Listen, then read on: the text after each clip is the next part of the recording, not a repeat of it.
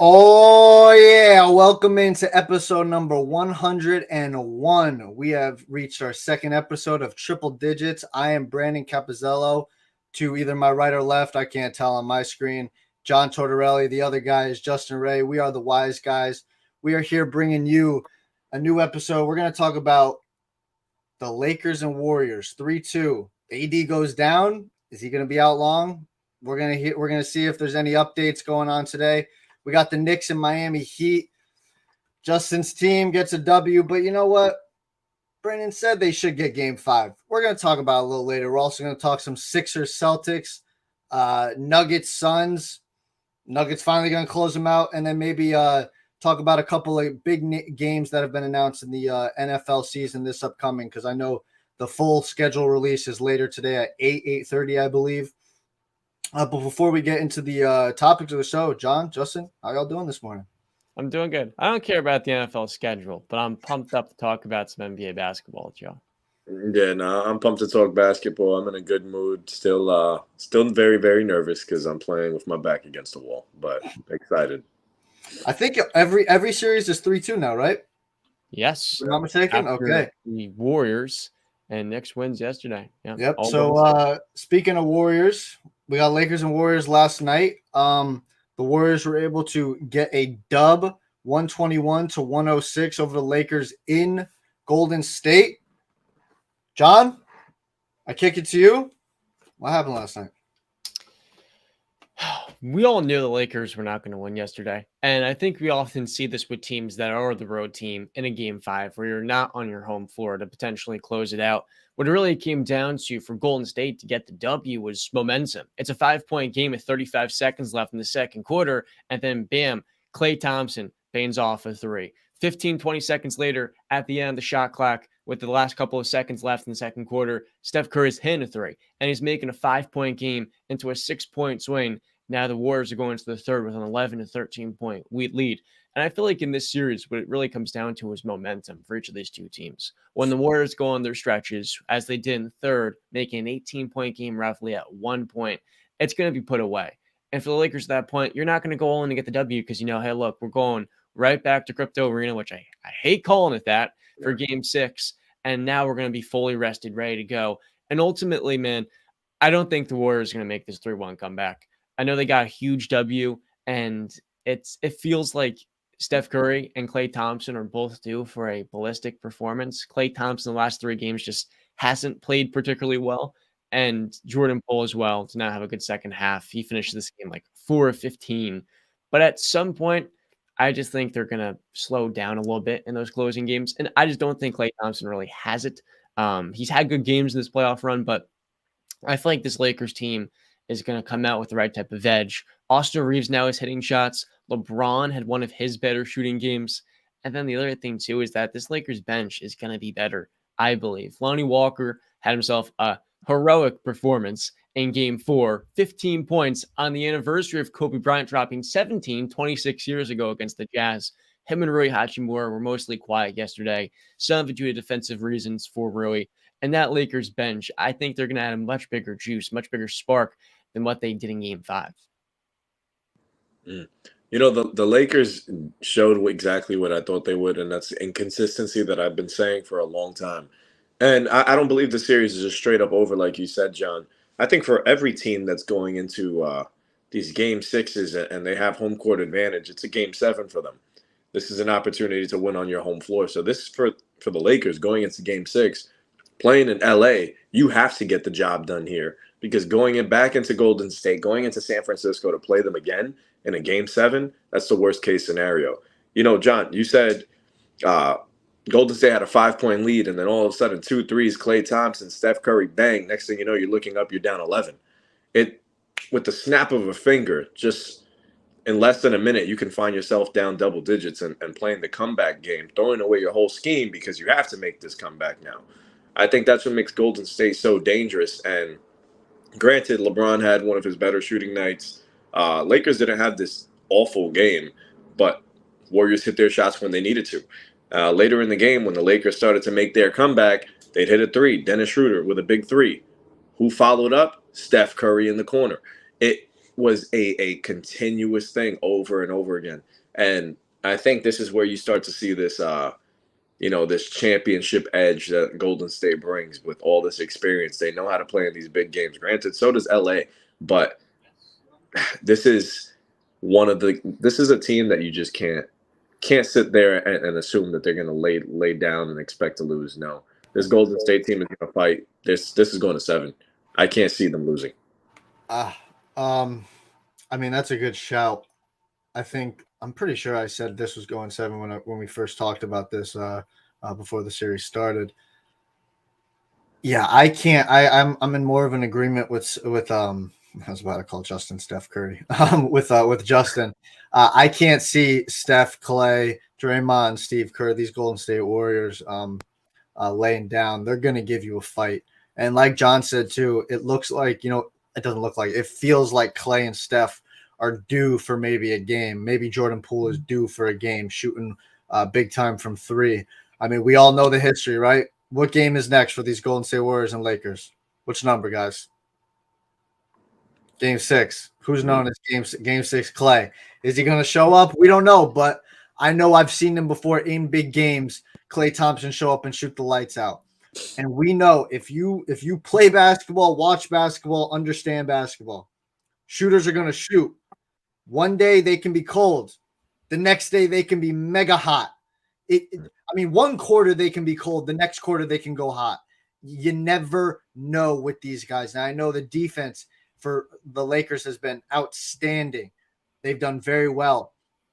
But we've seen Steph, we've seen Clay, we've seen these guys knock down shots at incredible high difficulty. All right, we've seen them do it consistently in the biggest moments. Last night, one thing that jumps out was Golden State won the rebounding battle, 48 to 38. They plus 10 on the boards, and what I think is just as big as a rough to you, just as big as a thing to the rebounding. Same amount of free throws, 15-15. That we've known the Lakers have been dominating the free throw margin the entire season, basically. You able to keep up with that and you make more threes. I know they didn't have a great 3-point shooting night for the Golden State Warriors, but you do that and you outboard them. Hell, the sky's the limit. We know this Warriors team is built for it. Gary Payton Jr. had a solid shooting night. Wiggins had a solid shooting night. Draymond had a hell of a game, 20 and 10, 7-11 for shooting. So we know these guys can make shots. And Moses Moody continues to impress, knocking down his shots. He's not getting a lot of minutes. He's not getting a lot of burn here and there. It's sparingly. But the kid is coming in. He's providing energy, and he's making his shots. And that is what is going to help this guy probably get into the rotation next season. Mm-hmm. So, yeah, I'm never going to count the Warriors out. Like I've said, this entire playoffs, I picked them to beat Sacramento. I said this series is going 7. It is in LA, which is home court advantage is a real thing in basketball, in sports in general. It's a tough one to decide, especially not knowing AD's health. I know they're saying no concussion, but we never know. And this is 3 games, right? AD has dropped 20 plus points. And I know that's been a thing like we should be praising AD for, because this entire playoffs it's been good, bad, good, bad, good, bad, good, bad. Now he's put 3 together. I think 20 plus games, if I'm not mistaken. Is he due for another? Is he due for a stinker? I don't know. AD, we know the motor runs hot and cold, so I really don't know what the hell is. I've said this entire series, I don't know what the hell is going to happen. Right. But if you put a gun to my head, I think this is probably going 7. I do think the Lakers, it's a lot of Laker fans suddenly gonna laugh at this, but I think they're going to make one adjustment. I think, and that's benching my guy, Jared Vanderbilt. He's not guarding Steph Curry right now. The best Steph matchup is Dennis Schroeder for this Lakers team. And ultimately, there's no point of having Vando out there if he's not going to be guarded offensively. He's not going to give you anything, right? The whole point with him is switching, having him guard the opponent's best player. I would like to see them start Dennis Schroeder, and they can switch still with him on the floor a little bit, 1 through 3. and we're 1-2, and that's not a good example of switching with a 6'2" point guard. But all in all, for this Lakers team, what I look at is Anthony Davis is going to be a lot better, I think, in the last 2 games as well. Like you talked about him scoring 25 and then 23 in games 4 and 5, but I feel like he could have been much better in game 5 and much more locked in. And we see oftentimes with stars that are a little bit inconsistent, well, you get back home and you're going to play a little bit more balls to the wall. There's also one more thing you pointed out. That was 7:40 left in the fourth quarter. D'Angelo Russell makes a nice layup up and under. And then Kevon Looney, a little stiff arm action at Anthony Davis's head, got dizzy, was taken to the locker room after by a wheelchair. And you think at first, well, it could be a concussion. But so far, from what we've seen, there's no concussion. And you will be able to tell pretty quickly if an NBA player was playing with such. All in all, man, I hate to say this, but I think this is the end for the Warriors dynasty. We talked about this about 2 weeks ago with the Kings, where the Kings ended, and J.R. was like, yeah, man, I think this could be a wraps. And exacerbating that is that their general manager and Bob Myers might not be back. They got to help build this team. Draymond Green is a free agent. And you've got this young core, which has not got much playing time. A guy like Moses Moody was top 5 in some people's draft boards. That was a high, high bar just 2 years ago. And even if you didn't have him top 5, most people had Moody and Kuminga both as lottery level picks, right? And then you have Jordan Poole, who is, getting paid a lot of money to be a future guard for this team. Now he's probably more likely to be traded at $128 million of a price tag so far.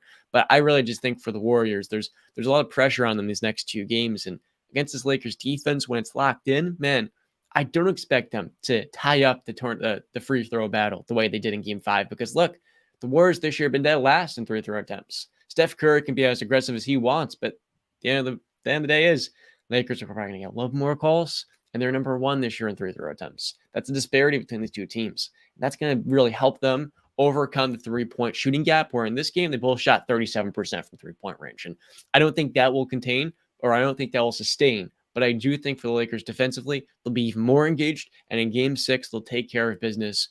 And that leads to the ultimate question, what next for the Warriors, man? I think I hate this. I don't know if this is true, but my read on the situation is that Draymond could have just played his last game as a Warrior the next time we see him play. And I hope it's not true, because I love to see him retire as a Warrior. I think he is the most underrated piece of this dynasty.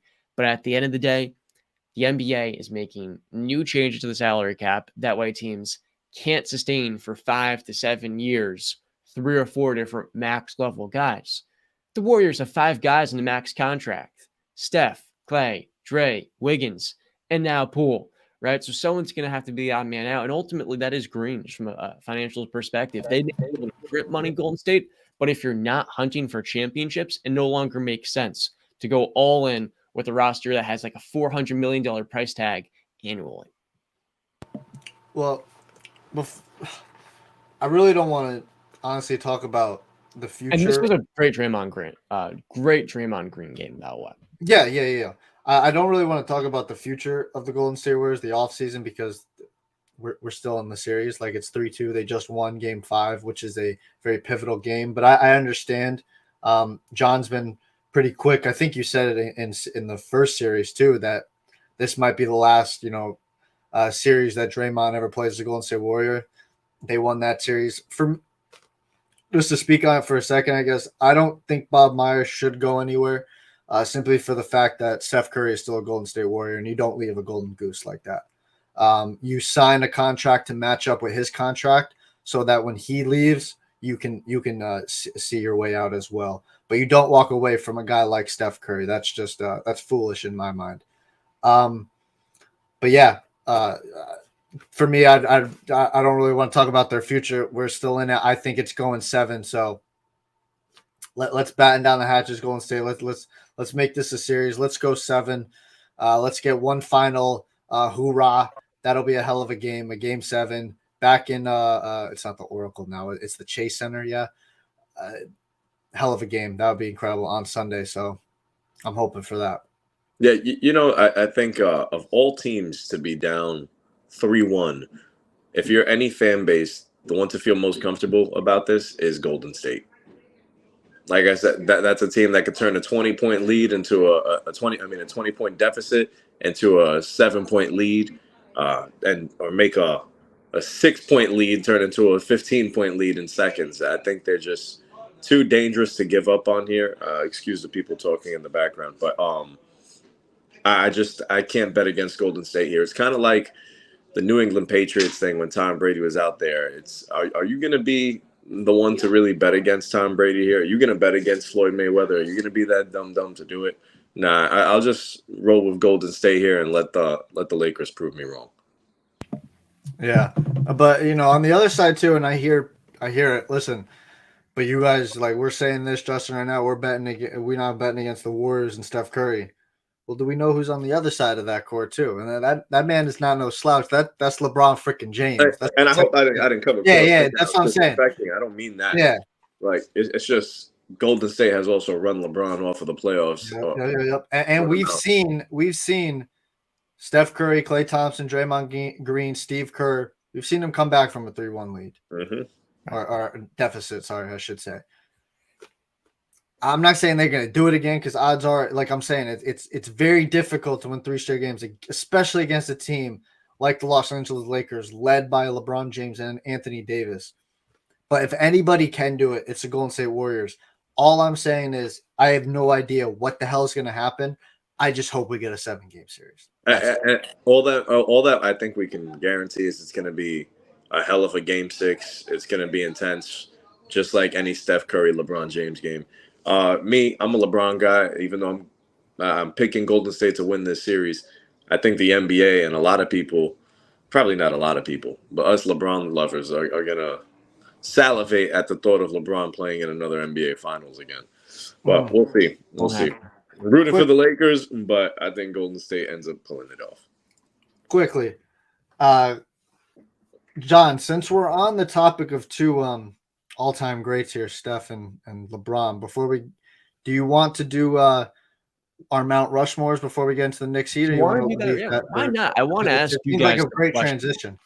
So, the last 2 years, we've seen Steph Curry rapidly rise with a Finals MVP and 2 MVP caliber seasons. Last year, less so because he had a shooting slump after, or kind of right before he broke the 3-point shooting record. But now that Steph Curry has the 3-point record and counting, is he a part of the NBA Mount Rushmore? I saw JJ Redick and Tim Legler talk about this about 2 weeks ago, maybe a week and some change. And they both said, yeah. And I thought to myself, what is the NBA Mount Rushmore? And for me, it would quite clearly be MJ and Bron as locks. Those are the 2 most vital faces of the league, right? 2 guys that represented 2 different eras. MJ was the best player, arguably, in 89, 88, and then he won 6 championships in the 90s. For LeBron, I mean, he was the guy in the 2010s, but you could also make the case when he was taking Detroit to 7 games back in 07 that he was the best player in the world. He was that damn good. I mean, that series versus the Bad Boys Pistons, and that wasn't the Bad Boys, it was the extension of them 12 years later, was a phenomenal defense. They went to the conference finals 5 straight years with the likes of Ben Wallace and Rasheed Wallace plus Rip Hamilton and co. I felt like LeBron, even in those years, was the best player in the world. But after those 2 guys, I think Steph Curry also is in the Mount Rushmore just because of his influential. He was the most. How do I word this? His 3-point shooting revolutionized the sport. Magic Johnson and Larry Bird saved it.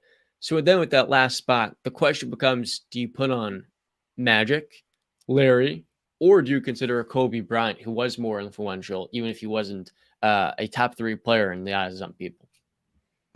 Yeah, see, for me, this is how I look at it. And I'm pretty sure I tweeted about this too. But for me, the Mount Rushmore is very different from greatest of all time or best player in the world conversation. This takes into account your influence.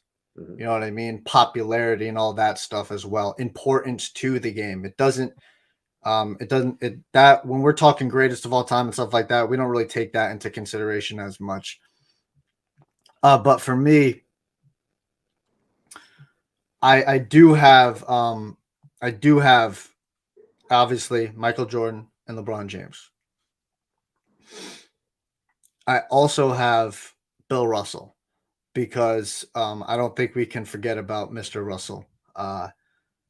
Listen, I never got to witness him. I'm obviously way too young for that, but I'm going to respect my elders and understand that he was at a time that you could just go look it up. I'm not going to get into it, but he is the importance Bill Russell was to the NBA and the game of basketball is immeasurable.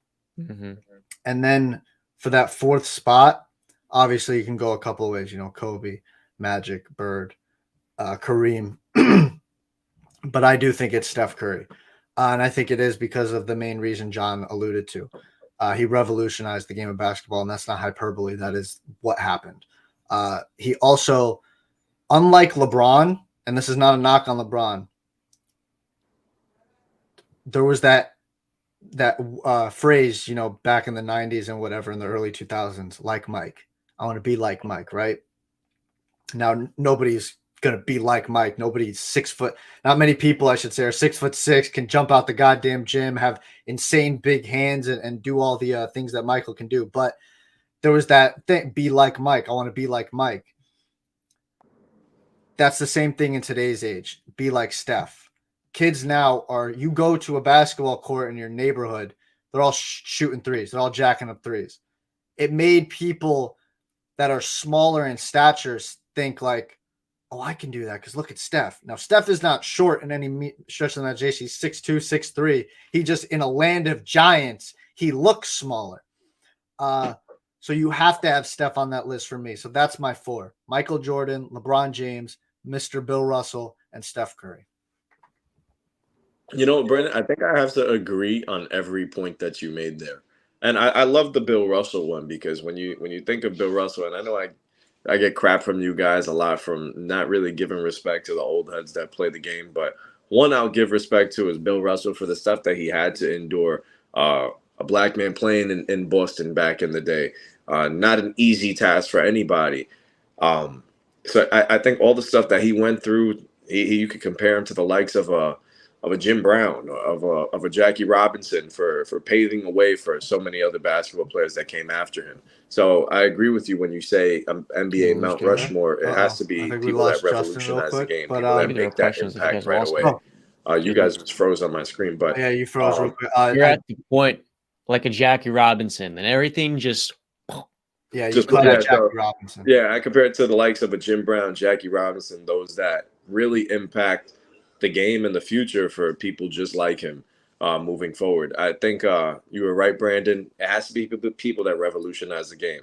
Steph Curry has revolutionized it for better or for worse. You watch basketball now on the high school and college level, and you see somebody on a fast break stop and chuck up a 3. Bad basketball move, but everybody wants to be Steph Curry and do it. So he's definitely up there, and then he dominates the league, and we see it every day. And LeBron James has changed the NBA landscape completely. Since his move to Miami, the league has changed. The super team narrative, everything. He's a whole chapter himself in the NBA story.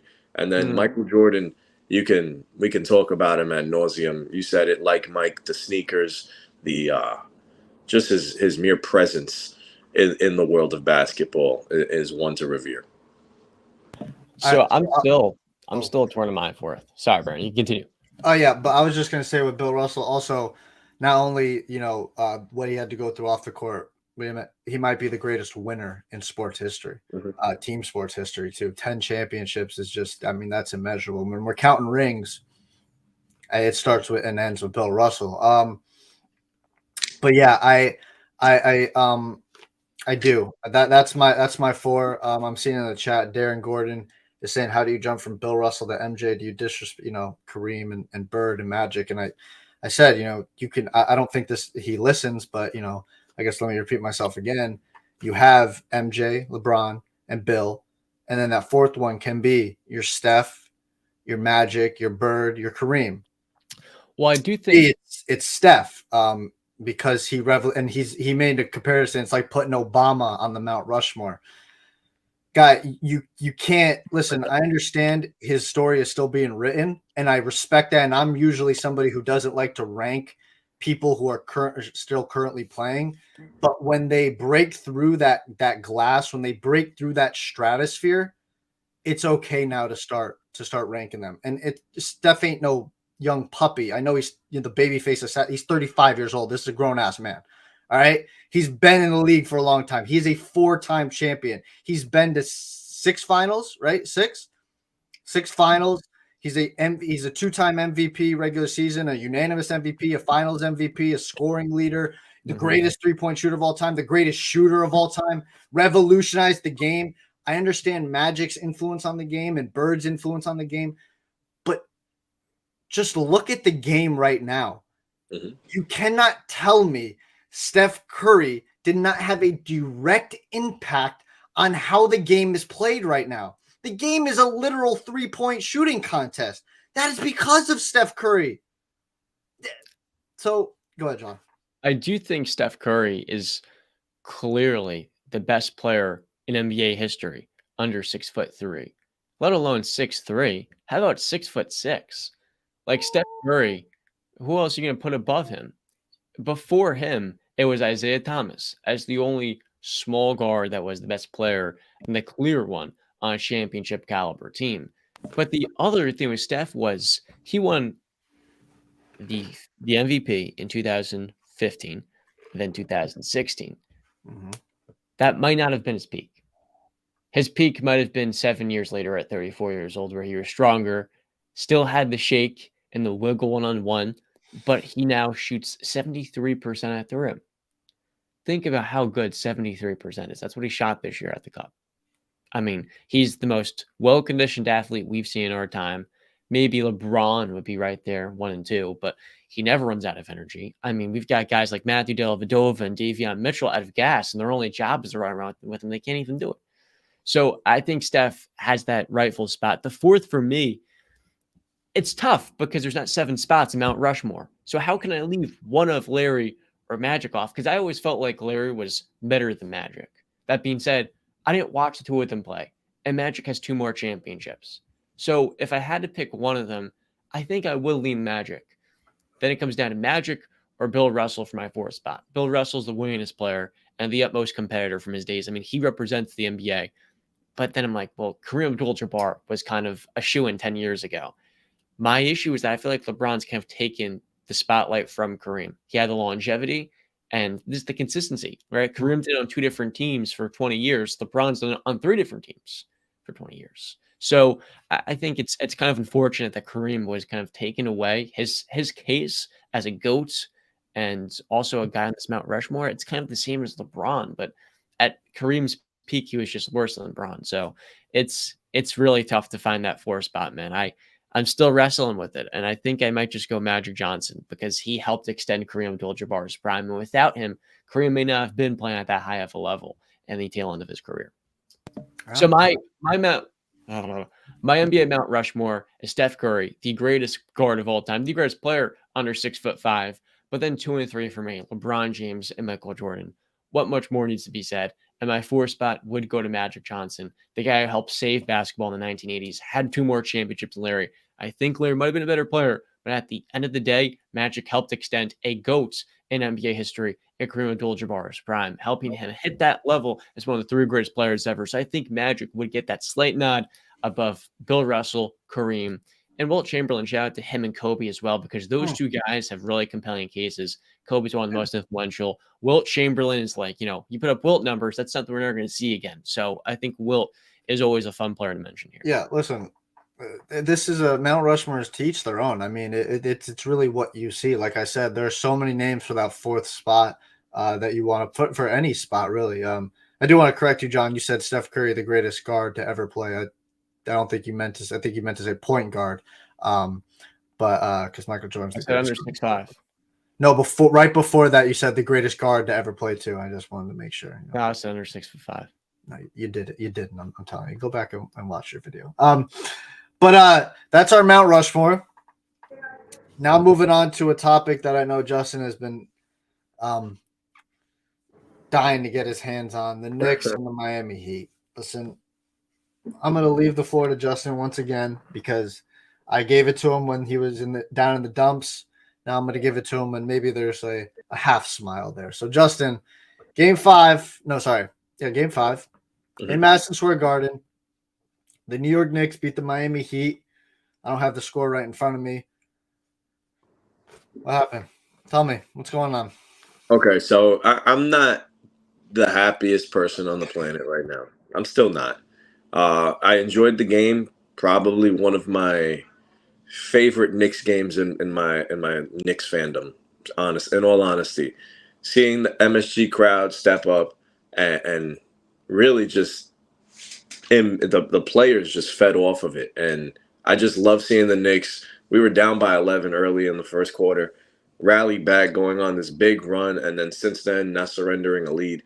And while you guys made it pretty close, the Knicks really stood pat, and I got to give some love to somebody that hasn't been getting it, because I can praise Jalen Brunson to the heavens about how much he's been such a savior for the Knicks coming into this season.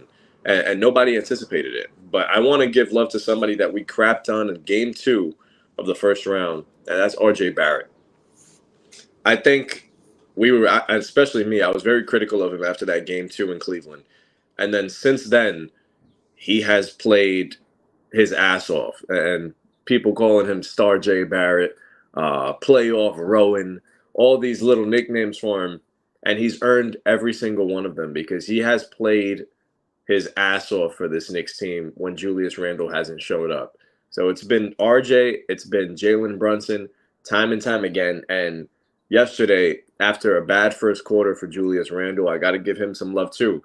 I'm going to give love to Obi Toppin because what he sparked in the second quarter is something that can't be denied. He got on the floor, brought some energy, and then we went on that run. When Julius came back in, he came back a changed man, at least just for the remainder of that game. He knocked down his shots. I think he knocked down his final 6 shots, actually. He brought it. I think our mid-3 that everybody wants to clown us for accounted for 79 of our points last night. They did our thing, man, and I'm just happy that we defended our turf. I'm horrified of what's to come Friday night in Miami because I'll be honest with you, this is where I'm not the happiest camper.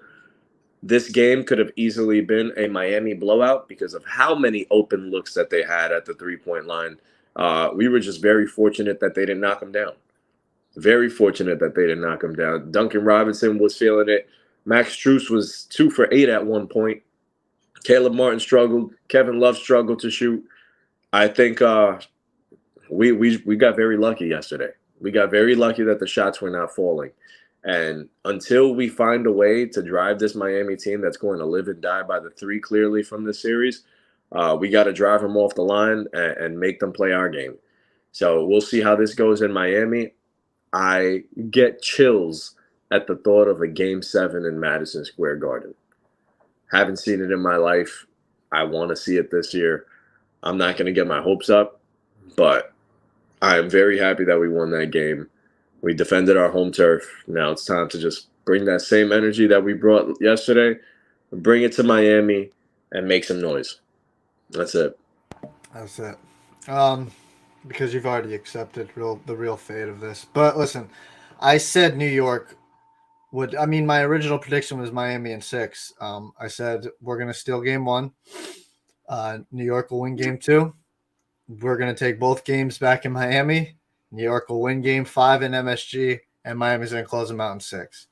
Did I want us to get game 5? 1,000% I wanted to be greedy and take that game. Mostly because I just wanted Jimmy to get a little bit more of a rest on that ankle, because last night was the first game since the injury that I felt it gave Jimmy the most amount of bothersome. I don't know if that's the right way to word it, but You're right where it'd be trouble. Yeah, trouble. He didn't look very good. The mobility wasn't very much there yesterday. It looked like it was hampering him a little bit too much. The ankle literally looks like it's just kind of stuck in place, like when he's running or trying to go fast, like it's like kind of like dead leg. But that's all I wanted. I just wanted more rest for Jimmy, but we got to go back to Miami. We got to win a game 6.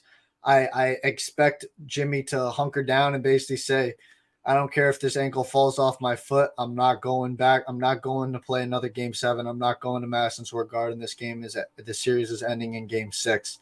And Justin spoke to it. Kevin Love went 0 for 7 from 3, 2 for 10 overall. Vincent was 0 for 3 from 3, 3 for 10 overall, and was in foul trouble. Kyle Lowry, 2 for 8 from 3, 3 for 11 overall. I don't expect that to happen. He spoke on Strus. He was having a bad game, and then he shot himself into a pretty decent night. Caleb Martin was doing good. I just love Caleb Martin. The guy comes out and he provides energy, he provides that spark. And the Knicks did it. I mean, they out rebounded us by plus 16, 50 to 34. That's a recipe for success. Now, there is one thing that I do want to speak on, and Justin mentioned his name, but he kind of scanned over it very quickly. There was something Justin said. I forget when he said it. I think it was in the initial prediction episode. Justin said Duncan Robinson is a waste of minutes. No, I didn't say a waste of minutes. What'd you say? I did not say that. I said I'll take Duncan Robinson playing valuable minutes because he would be a turnstile on defense. That's what I was talking about. I don't know if that's how you worded it, but okay. Right. Now, that's exactly how I meant it. Yeah. I don't give a fuck. All right. Duncan Robinson is my boy. All right. I love that man. America runs on Duncan. Miami runs on Duncan. That man shot us back into the game. I expect us to close it out in game 6. Now, if Jimmy looks, this is one thing. People might say Jimmy, he had a down game, which he did. He didn't shoot as much, but he was getting a near triple-double. Yeah. Well, yeah. He was also getting tripled and doubled too. And he was he got to the free throw line a lot. I think he had 11 free throws or 10 free throws. Like I said, I think that the ankle was bothering him a lot this game than it has in the previous games. So game 6, I expect him to come out and be like, I don't care. This ankle could fall off or not. I'm not losing game 6. So game 6 back in Miami, 3:05, New York, dead, headshot.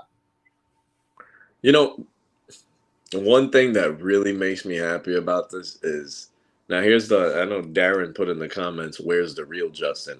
I don't know why he said that. Yeah, because he's the New York fan that you're being a respectful and an objective fan. And Justin, I want to tell you this. Bottom of my heart, I respect that. Okay, I respect that from a person who can be an objective fan of their team. All right. Yes. He, on the other hand, is not an objective fan. He gets lulled into this. Oh my God, we're gonna go back to we're going to. But go ahead. So the biggest thing that comes out of winning game 5 is obviously you get to survive and you go into game 6, but it's also putting a little pressure on Miami. Now the pressure, it's while yes, after all, a loss knocks us out of the playoffs, but a win for us puts complete pressure on you guys to go into game 7, go into MSG, and having to knock us out there. That's the worst case scenario for Miami.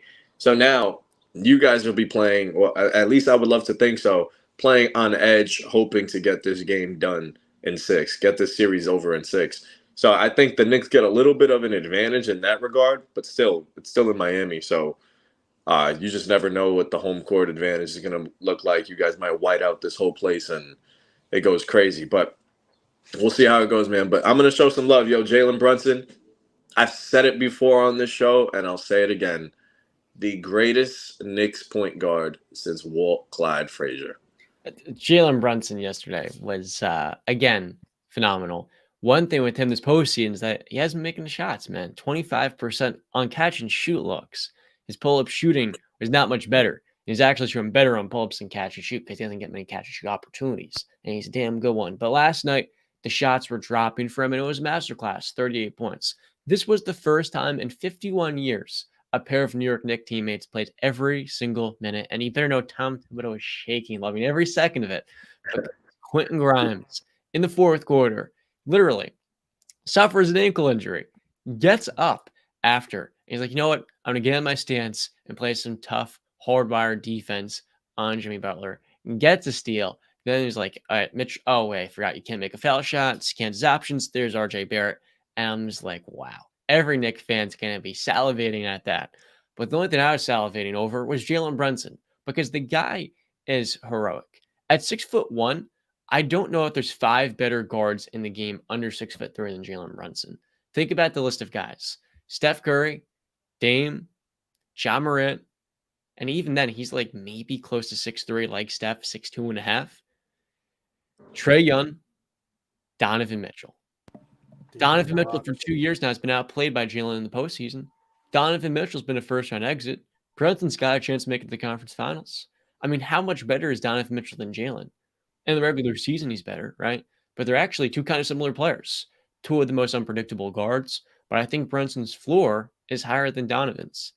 Donovan's one of those players that's reliant on his three-point shooting. When that's not dropping, he's got a low floor for a star. But Jalen Brunson, if his shots aren't falling, he's still going to get to the foul line. With the opportunity he's got, he's going to create for his teammates. And his finishing, man, is so crafty. I mean, at 6'1", you've got to be manipulative. But he'll take off from different angles, making it tougher for shot blockers to read him out. And I just don't know if there's many guards in the game that are more herky-jerky, more loose with it. I mean, his snatches, his crossovers, his handle is tight. His first step is phenomenal. Something Brand and I talked about. But in the pull-up shooting's last step, man, I mean, he was getting Gabe Vincent hanging and leaning, and then he was hitting with the right arm, getting by him. It's awesome to watch him play. It's subtle, but it's really crafty, and you can quite clearly tell his dad was an NBA role player. He really helped raise him into becoming one of the most impressive guards in the league, because Jalen Brunson maximizes his size and he uses it as a strength when it comes to driving and creating plays for himself and his teammates, because in this game he was making a lot of really smart ping passes. Yep. So, game 6, Friday night. We'll go down the line. We'll start with John. John, what you got? Game 6. How does it play out? Miami's going to win game 6. I look at that team and I just think at home, Jimmy Butler's going to put on a show. Am I oversimplifying it by saying that?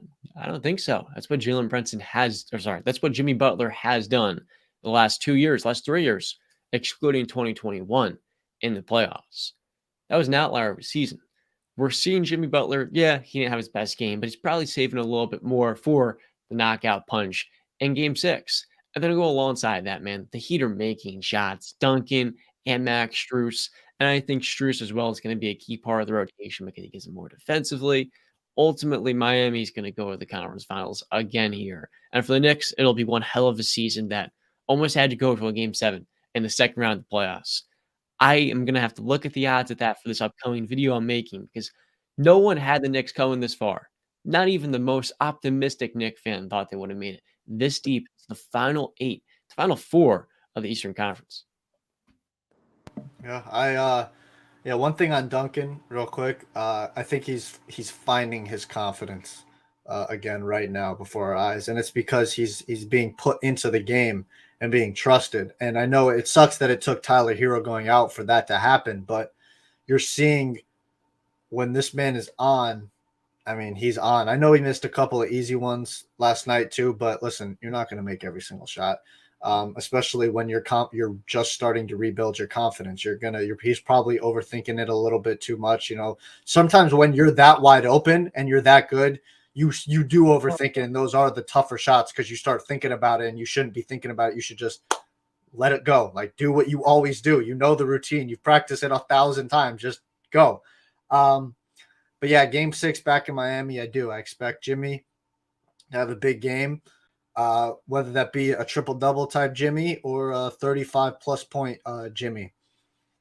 I just expect us to get it done. Spo, his defensive coverage has been outstanding. The way he's able to mix it up. I know, John likes to say he's the best head coach in the NBA. He's top 2 and he's not 2. I've always said he's top 3 for me, and the 3 people are in that mix. It's for me, it's Pop, Ty Lue, and Spo. Those are my top 3.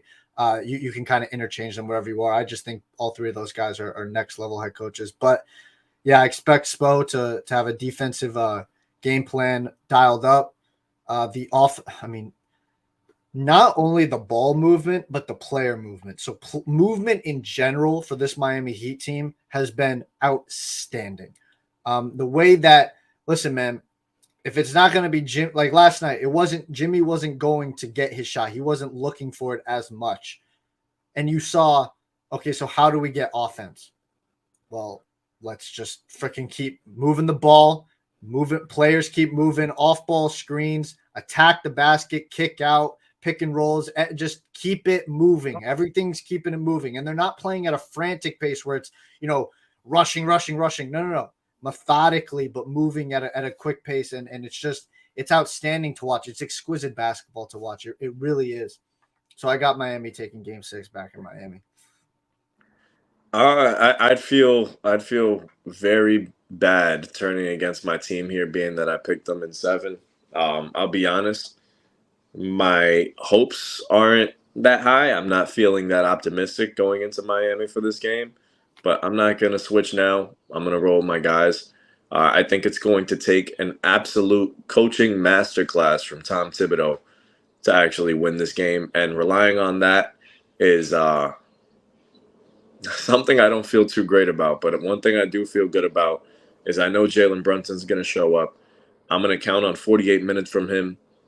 From last game, I'm going to count on 48 minutes from Quentin Grimes again. Josh Hart played 9 minutes last game. Yeah, that's good. And yet we still were hustling, and we got those big time rebounds when we needed them, even with him off the floor. We can't get into early foul trouble like we did. I think in the first quarter, RJ had 2, Grimes had 2, Hart had 3. That can't be the case going into this game. I think we need all hands on deck here. Julius is going to have to step up. He made some big shots last night. Going to need that same effort out of him.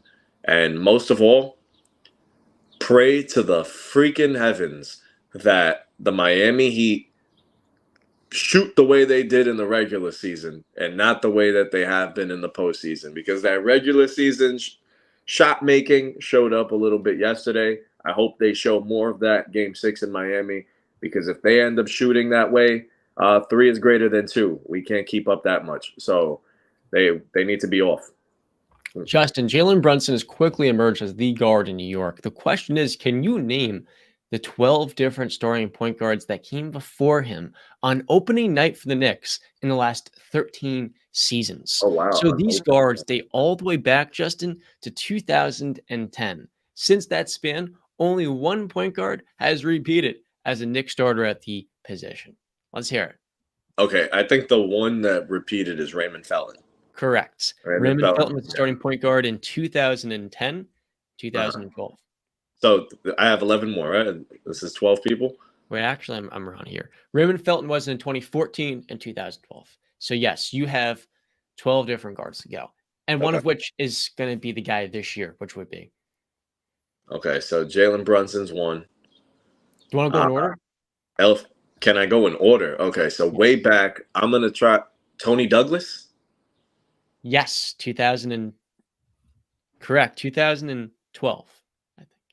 Tony Douglas. Then Chauncey Billups is up there, but he didn't start on opening night. He was a trade, don't worry. So that's off. Elfrid Payton. Yes, 2021.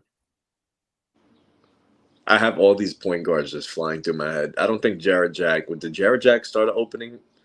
No. Jeremy Lin? No. Dennis Smith? No. Really? He was not. Trey Burke? No. Get that Pablo Prigioni. No. No, what the hell, man? You got names, but not. Ramon Sessions? I don't even want to remember 2018. Correct. I might need help here. I know Mike Bibby didn't start an opening night. No. Jose Calderon? We were laughing at this this morning, actually. Jose Calderon did start in 2015. Okay. It actually was 2016. I mixed him up with a guy the year before him. Derrick Rose? Yes, Derrick Rose was in 2017. Where am I at? You currently have... I think I only have like 5 or 6, right? You have 7. I have 7. Okay. You have Tony Douglas, Raymond Felton, Jose Calderon, Derrick Rose, Raymond Sessions, Elfrid Payton, and Jalen Brunson. How could I forget Kemba? Kemba Walker in 2022. Technically, when I say these years, it's really 2021 if it was opening day because that happened in October, but it's the 2022 season. Okay. So Kemba, is it? You're missing 2020, 2019, 2015, and 2010. 2020, 2015, and 2010. Who was starting point guard in 2010? If it wasn't Tony Douglas, it wasn't Raymond Felton. Not Chauncey Billups. I'm gonna be mad at this one. You guys have had a lot of mid-point guards, Justin. Just kind of rattle a couple of them off. No. I mean, I rattled a lot off. I'm surprised I remembered some of them. I need help. I'm gonna tag my partner in. No, this is easy. This one is a Knicks legend for a brief time. A Knicks legend? A fad, yes, is what I would consider him. What was the question? It's starting point guards for the New York Knicks on opening night. This guy in 2020 only started the first 6 minutes. He got a little Keith Bogans action, didn't come back into the game because he might have gotten hurt. I don't know. All right. Well, this guy played college basketball. It's not Ron Baker. No, this guy played college basketball at Arizona. Oh, is Langston Galloway one of them? No, he's not a point guard. Justin, see, this guy's easy. I just get you to college. Oh, you're an embarrassment. Brandon loves this guy. Brandon, you can't say it. I know you. I'm glad that you and I are on the same page. Why did he play? Brandon doesn't know. I don't know any. This is Langston Galloway kind of was a guard, but not your point. All right, just do it. No, this guy he's easy. Come on. Not that easy, bro. I literally went through the depths of my deepest, darkest pains. You forgot a top 10 pick in here. You forgot another guy that was awesome for a time. And then 2015, I think you can get. A top 10 pick. Man, come on. You know, the position and where he was selected. John, I'll be honest with you. I think I'm whiffing. I'm whiffing. Way. Yeah, bro. Jason Kidd? Jason Kidd didn't start on opening night for us. 2020 and 2019. Think about some guards in those miserable Knicks years that kept you afloat with a little bit of hope. Afloat. One of them didn't pass, and he played point guard for a game. Come on. I'm telling you, I'm gone. He played college basketball with DeAndre Ayton. Yo, John, I'm done. I'm done. I'm telling you, I literally named people that probably everybody forgot about. No one forgot Alonzo Trier, Justin. Hey. Yeah, a lot of people forgot about Alonzo Trier. Okay, so here's another hint. One of these guys was drafted by Phil Jackson. Frank Ntilikina. Okay. Yes, 2019 starter. Come on. Yeah, that was easy, man. You had that one. 2015 is a very bizarre one. It's a bizarre one? Yeah. Shane Larkin. I said Shane Larkin. You did? Yeah, I mentioned Shane Larkin. That was the 2015 starter. Okay, I didn't hear you say that one. Okay, so you got that. You got Shane Larkin. And the last one in 2010, I don't even know where we went to school. By the way, I think BC, your mic might be making a slight static, unless that's me. This guy went to Duke and was a second round pick in 2004. It looks like goofball. Chris Duhon. He's my least favorite Knick of all time. I just didn't know he started in 2010. Why was that? I believe Chris Duhon has the record for most assists in a single game for a Knicks point guard, if I'm not mistaken. But no, he used to just make me cringe. I don't know if it's a face thing, but I was terrible with him in 2K as well. But game log. So is this? Yeah, he had a 22 assist game back in 2009 against the Warriors. Actually, 08. And the Knicks scored 138 that night.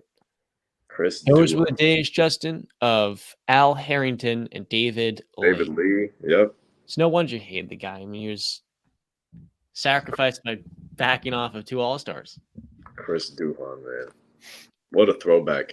See, that's the thing. I don't remember Chris Duhon in 2010. That's why I immediately shifted to the Tony Douglases and Raymond Felton. But that's like 11, 12, 13. I missed that 2010. So you got 9 out of 11. Solid performance. Or actually, incorrect. You got 11 out of 13. So good job. And I named a lot of point guards that weren't even there. Ones that I don't want to remember. Way to go, man. So next up on our docket, we got the Celtics taking on the 76ers.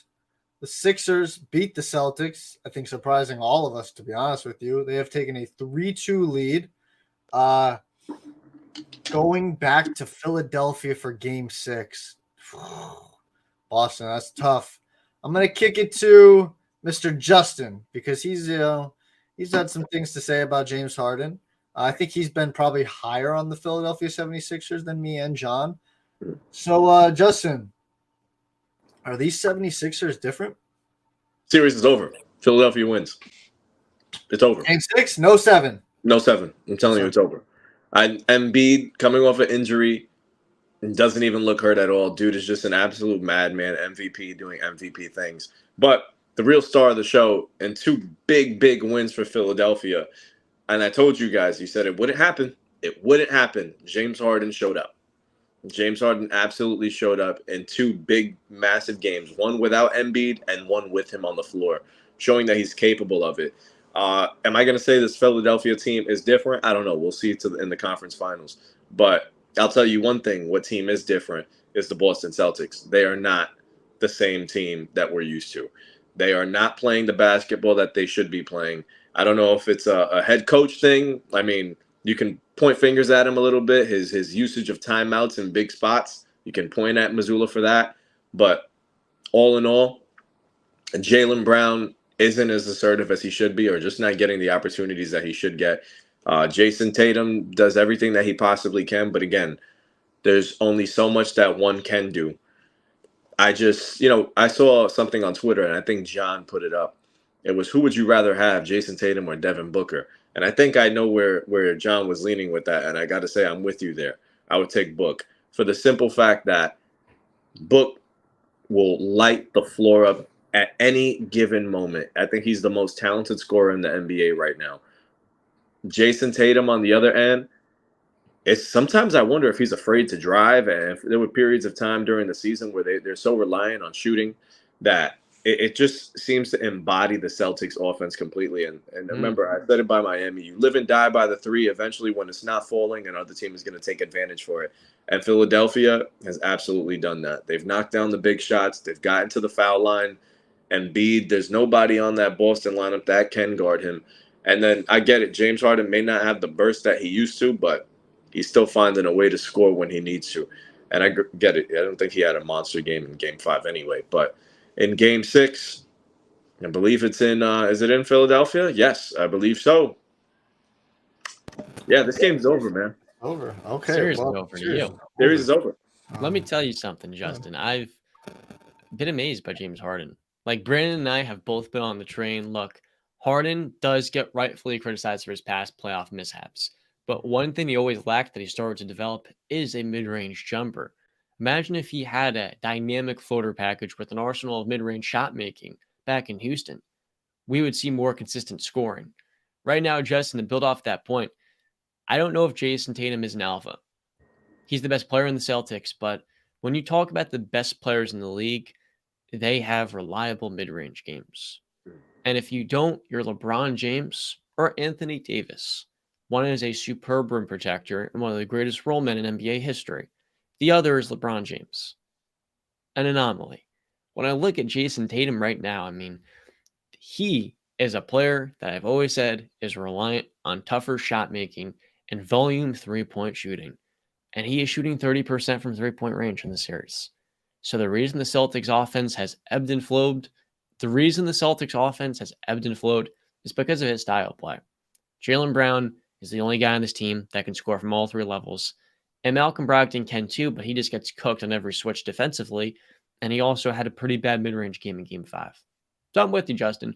The Celtics game is sketchy, and I've always thought they're sketchy the entire time. Interesting. You got Philadelphia tonight? John Howe's in the building.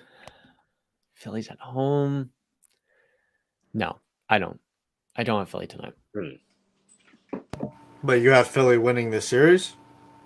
I don't know. You don't know? Okay. We'll cross that bridge when we get there, as John is saying to us. Crap, where do I want to start with this? Listen, I don't fully blame Missoula. I believe it's both the coach and the players' faults. Honestly, 50-50. I feel both can step it up and both need to start. Well, not Missoula, but the players definitely need to start acting like they are the defending Eastern Conference champions because they haven't been playing like that, really. This is a team that I believe is the deepest team in the NBA. And it's just for some reason, something is not clicking the same way it did last year. And the obvious thing to do, right? Well, there's one difference, major difference, Missoula. So let's point at him. Again, I don't think it's fully his fault. I think it's both parties are at fault here. I'm going to be honest with you. I think Jalen Brown, I'm not going to say this for sure, but I do think Jalen Brown might have 1 foot in, 1 foot out in Boston. Kind of from the way he, I feel what was the quote again, John? I could have demanded the ball more. I think he said something right after that too, but if I'm not mistaken. But it's just, for me, it's ridiculous that this man has it going. Basically, I believe it was every first quarter of this series. He's got it going, and for some reason, he can't get the most shots on the for a game. It's always Tatum, and I know Tatum's the best player on this team. Again, yes, because he was just anointed that way. Like, he came out as a better player than Jalen Brown. Jalen Brown worked his way into this role. Tatum came in and was handed the keys to this. I'm not saying he needs to get, more ISOs and stuff like that to screw up the Boston offense and whatever. I'm just saying he needs to take more accountability to shoot the ball more. And Missoula needs to design a couple of more plays for him, especially maybe late in the game, and not always just go to Tatum. And that's really it on the Celtics. John texted me and Justin. He said, "What's the panic level?" And I said 5 out of 10, because if this is the team that I think they are, that a lot of people think they are. A lot of people pick this team to go to the finals, then they should act like it and they should perform like it. So I don't think it's crazy to say panic level is 5 out of 10, 50-50, go either way, because they should show up. Like, you are that talented. You do have great players. You have really good players. You have veterans that have been there and done that. You have defenders almost everywhere you can look. You got guys who can knock down open shots. You got it. Come on. They're not.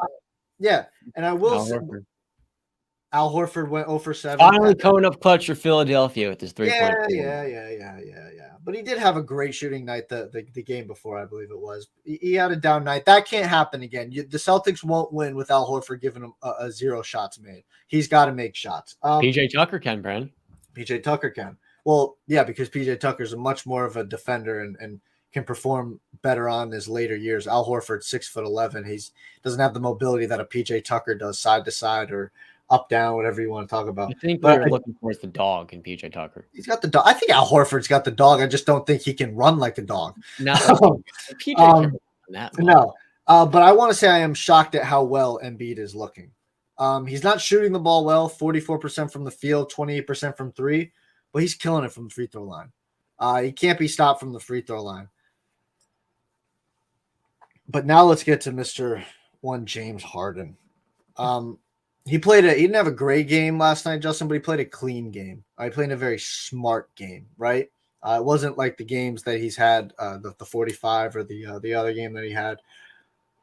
But these people out here that are saying that there's this Harden narrative, right? John alluded to it, the playoff choker. But when they say it like that, for me, it comes off as people are making this up. Like people are just saying James Harden's a choker, or we're just taking one or two instances and that's it. Like, no, my guy, you just go back and look up. Just go back and look at the numbers, look at the tape, look at whatever you want to watch. It goes down in the playoffs. All right, whether it has to do with the speed of the game for me picks up each round in the playoffs, and James Harden is more a methodical player.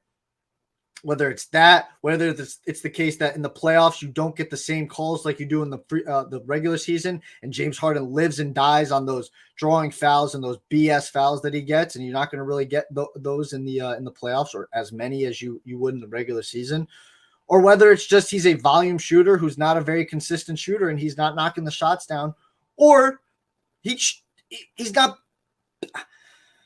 built for the moment, and that's okay. Like, when I say James Harden's a playoff choker, that's not saying that James Harden can't have great games or can't have good games in the playoffs. It's just when he's in the biggest moments, he seems to shrink. And 37% shooting in game sevens. Yes, it's so I think game one and games 4 were pretty big moments for. Two of the biggest moments in his playoff career, Justin. They were. That's what I'm saying, slowly but surely kill the narrative. And if he can continue building that brand, what does that mean? What was that? If James Harden can continue building off of it, I felt like he was excellent in game 5, just controlling the game as a playmaker. Yeah. What does that mean in terms of his past history? Can he kind of wash that away? No, you can't. No, you can't. You can't. Like, one, again, it goes back to the exception and the rule thing. Like, I'll give him his credit if he does this consistently going up. I mean, I'm pretty sure still he has had more bad games than good games in this playoffs. But he's having some good games. He's having some great games. I mean, you go look at the shooting number. Go look at the shooting numbers, guys. I'm not making this up. Go look. Like, again, you guys are rolling your eyes like you're doing the recency bias. Go look at the fucking numbers. I'm not lying to you. I can pull up consistently from his 6-man in the finals in 2012 to now. James Harden has choked every way you can look at it. He has. But again, I literally said in my thing, hold on, John. I literally said in my thing, he can be a playoff choker and have great and good games. No, Brandon's right there. Like, both can be true. People, both can be true. Well, it's okay. He can also be evolving to assuage those narratives. James Harden's changed his game. Not in one playoff series, John. When I could pull up 9 instances over the years, over the last decade, you can't just vanish that. This is not endgame. This is not snap the fingers and it's done. No, you have to do it consistently. He can. Right now, he's playing very well, and it's because he's done things that he's never done in those 9 years. So this kind of feels like a second career for James Harden, a renaissance. So if he plays well this postseason and he helps Philadelphia get to the finals, something they didn't do with Jimmy Butler, well, then now we look at him as a guy that helped get Philly to the finals. Let's say, in theory, they win a championship this year, Joel Embiid, right? Yeah. He should not be playing right now, and yet he looks like the best player in the Eastern Conference damn near some nights, and that is a pretty crazy thing to say. So Harden in one playoff run can at least start to change the narrative. He may not be able to wash it away, but slowly but surely the tide can turn if his game's changed and now he's developed into kind of the ideal number 2. Look, the Celtics, the difference, Brand, is that they can't stop this Embiid pick and roll. And that starts with James Harden. He's the one initiating. James Harden is having his way with every 76ers defender, it feels, with every Celtics defender outside of Jalen Brown. But even then, your boy Jalen Brown, that's due for $295 million this offseason. If he stays in Boston, can't get around the screen well. He dies in half of them. So James Harden right now is really manipulating switches. He's done a good job in Robert Williams, Al Horford. And then for mid-range, the Celtics have had a bad game plan. Joe Mazzulla has made no adjustment. He's just having literally it's Al Horford or Robert Williams drop and pick and roll against Joel Embiid. You know, if it's Domantas Sabonis, that works. If it's one of the 3 or 4 best mid-range shooters in the position, it probably won't work. And it has not the last 3 games when they've gotten killed in pick and roll. So, Brand, I do agree with you. James Harden has had a pretty terrible playoff history, and this is crazy stuff right now. But, hey, look, a man can develop. And I'm happy to see him slowly changing the narrative because I want the NBA players do well. James Harden right now is helping save his playoff legacy because it's not how you start, it's how you finish on things. This reminds me, and I know you guys aren't baseball fans, but this is where I agree with Brandon that one big playoff run doesn't necessarily change the narrative. While people start to see you in a nicer view, you still got to prove a little bit more in future playoff runs. Back in 2009, Alex Rodriguez was known as one of the worst postseason players you'd ever see. He was horrible in every big moment known to man. From years in '04 where the Yankees are up 3-0 against the Boston Red Sox, we choke. He doesn't show up the rest of the way. '05, we get ousted. '06, he was so bad that Joe Torre had to bat him towards the bottom of the lineup. '07, bad in the postseason again. '08, missed the postseason. So he created this narrative where he's a playoff choker, MVP in the regular season, doesn't show up. '09 comes, has one of the greatest postseason runs of all time, carries the Yankees to their 27th world title. And then what does he do in 2010 when we get back to the playoffs? Goes back to his old ways. So you can have that magical run, but we're not going to dismiss your past. We'll acknowledge that insane postseason you had or those big moments that you had. But all in all, once a playoff choker, it really takes a lot for you to change that. So James Harden's having, and I'm rooting for him, having a big series right now for Philadelphia. And if Philadelphia goes on to the NBA Finals and wins one because of him or in large part with him, we're going to look at him in a nicer view. But at the same time, we'll see what happens next year. So this is nice for him. It's good to see that he's playing with his confidence. Maybe playing with Embiid helps, but Justin, I don't think that always is true. Look at Dirk Nowitzki. Dirk Nowitzki had to go to the playoffs 11 times. It took him until his age 32 season to win a championship. Up until 2011, he had been knocked out in the first rounds 4 different times. He had lost to an 8th seed and then got the MVP given to him a day later. He was looked at as a playoff choker, a guy that couldn't get it done. And then in 2011, he had a great finals run against Oklahoma City, against Dallas. Or sorry, he was on Dallas. Against LA. He swept the defending champions. They could have went and got a three-peat that season. He then goes and he beats the big 3 Miami Heat in their first year around. We don't talk about Dirk Nowitzki in the 4 years after when he was a first-round exit in all of those years. We look at Dirk Nowitzki as the NBA legend that finally got it done, right? And now James Harden has had a worse playoff resume than Dirk. He's also played in 2 NBA finals. The point stands. Yeah, and he also lost in that finals. The point will stand, man. One great playoff run will do you justice. And it's not going to make us look at you in that tier of guys who never got it done. We'll say, okay, you had missed opportunities, but ultimately, if James Harden wins a championship this year, we're going to look at him as a top 30 player of all time. Whereas right now, probably top 40. God. I got him. No, maybe for you, because I don't know. Again, this goes back to another argument that we've had on this show, the Eli Manning argument, the Hall of Fame. This is a perfect example of this. 2 playoff runs. Nobody wants to look at the other 14 years of his career. Nobody wants to look at them. They want to sweep that under the rug and just look at two historically great playoff runs. Dirk Nowitzki was also the man on Dallas, John. Right? That's a major difference than right now this isn't Houston. This is Philly. He's the number 2. He's the number 2. Clearly the number 2. The number 2 that won game 1 without Embiid and also game 4 in the first round. All right, so I didn't want you to the game 1 where you outplayed Jason. I didn't want you to push me to this, but you kept pushing, and I don't know where this is coming from, which is hilarious to me. I mean, it really. You are living up to the name. You are living up to that nickname that you have. You are living up to that nickname. What's the nickname? So here we go. Right, let's start it off. This is only from. I've read a couple of these numbers off. We're gonna go through this now. This is only from April 29th. So I haven't looked at the last couple of games that he's played and added this to this. But 11 games shooting 18% or worse, 26 games shooting 29% or worse, 64 games shooting 38% or worse, 49 games shooting 48% or better, 60 games of 19 points or less. He's played 153 games as of 4/29 this year. Let's go to 2012 NBA Finals.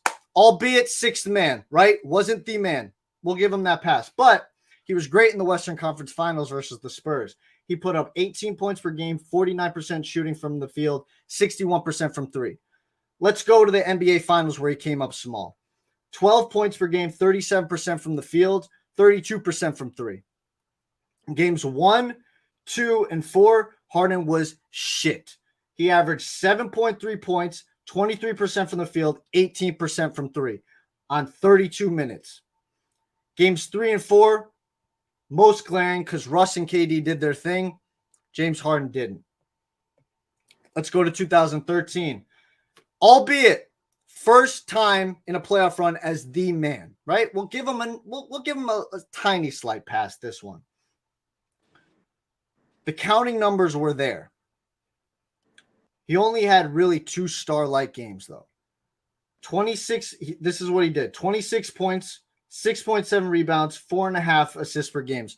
You just stop there, that's pretty damn great, right? Can I get a head nod or yes? That's pretty great, right? The counting numbers are there. Let's keep going, though. Dig a little deeper, guys.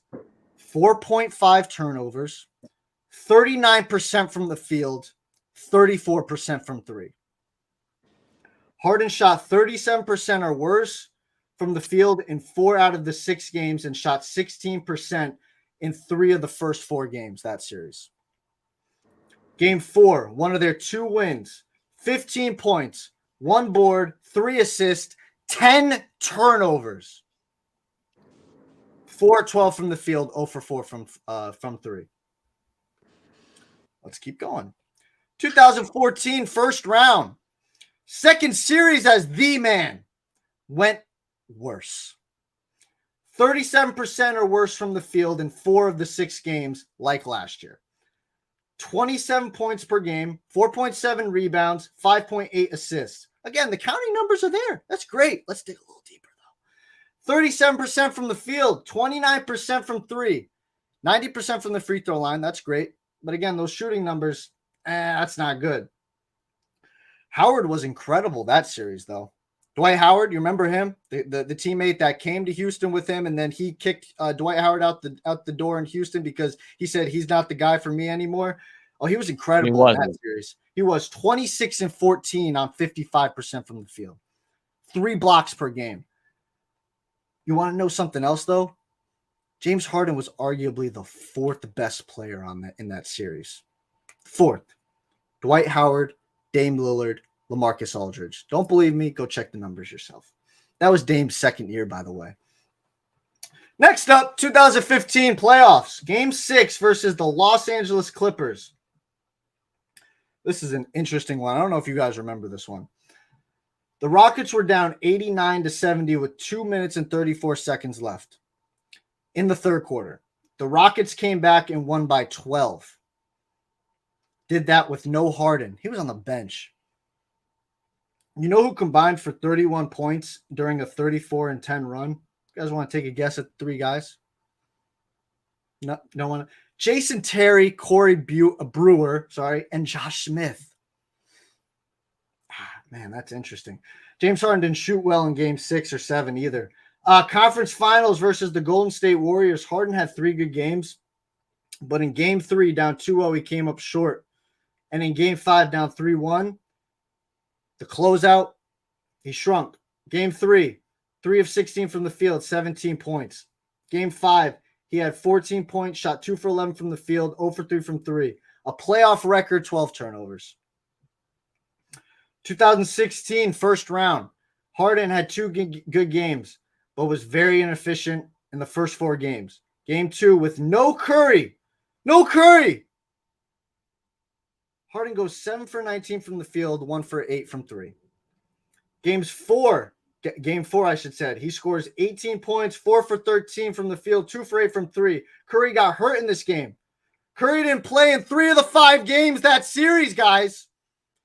Outplayed by, wait, guess who? Mr. Klay Thompson. What? What's happening? Klay Thompson, the guy who can't get his own shot? You got outplayed by him? In games 2 through 5, this is what Klay Thompson put up.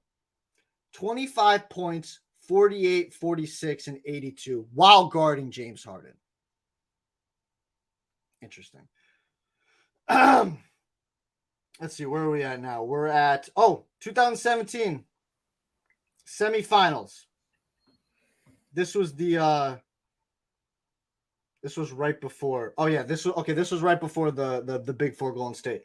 This was against the San Antonio Spurs. This is another holy shit moment. Don't know if you guys remember this one. All right, so game 2, 13 points, 3 for 17 from the field, 4 turnovers. He had more turnovers than field goals made. 4 turnovers, 3 field goals made. I don't know if that's good. I think that's pretty bad, though, if I'm going to be honest with you. Game 5, 0 for 3 from the field, 3 turnovers in OT. Oh, and he got blocked by Manu on a game-tying 3-point shot in overtime. He also had 9 total turnovers. Game 6, 10 points, 6 turnovers, 2 for 11 from the field, 2 for 9 from 3. The points and field goals made tied for a season low that season. His plus minus was a season low. He was a minus 28 in game 6. That's some context here. This is where they say, okay, maybe heliocentric offenses don't work because our stars being given kind of a crazy task of doing everything without a compliment. So in the 2017 offseason, they add in Chris Paul. Yeah, but here's the thing too, right? You would have a point in that game 6, but what's so glaring in that game 6, John, do you know who wasn't playing on the other side of the San Antonio Spurs? Kawhi Leonard. And Tony Parker. 2. So, I mean, you're telling me now James Harden isn't good enough to win you one game when Kawhi Leonard and Tony Parker aren't playing? That's what you're telling me? One game.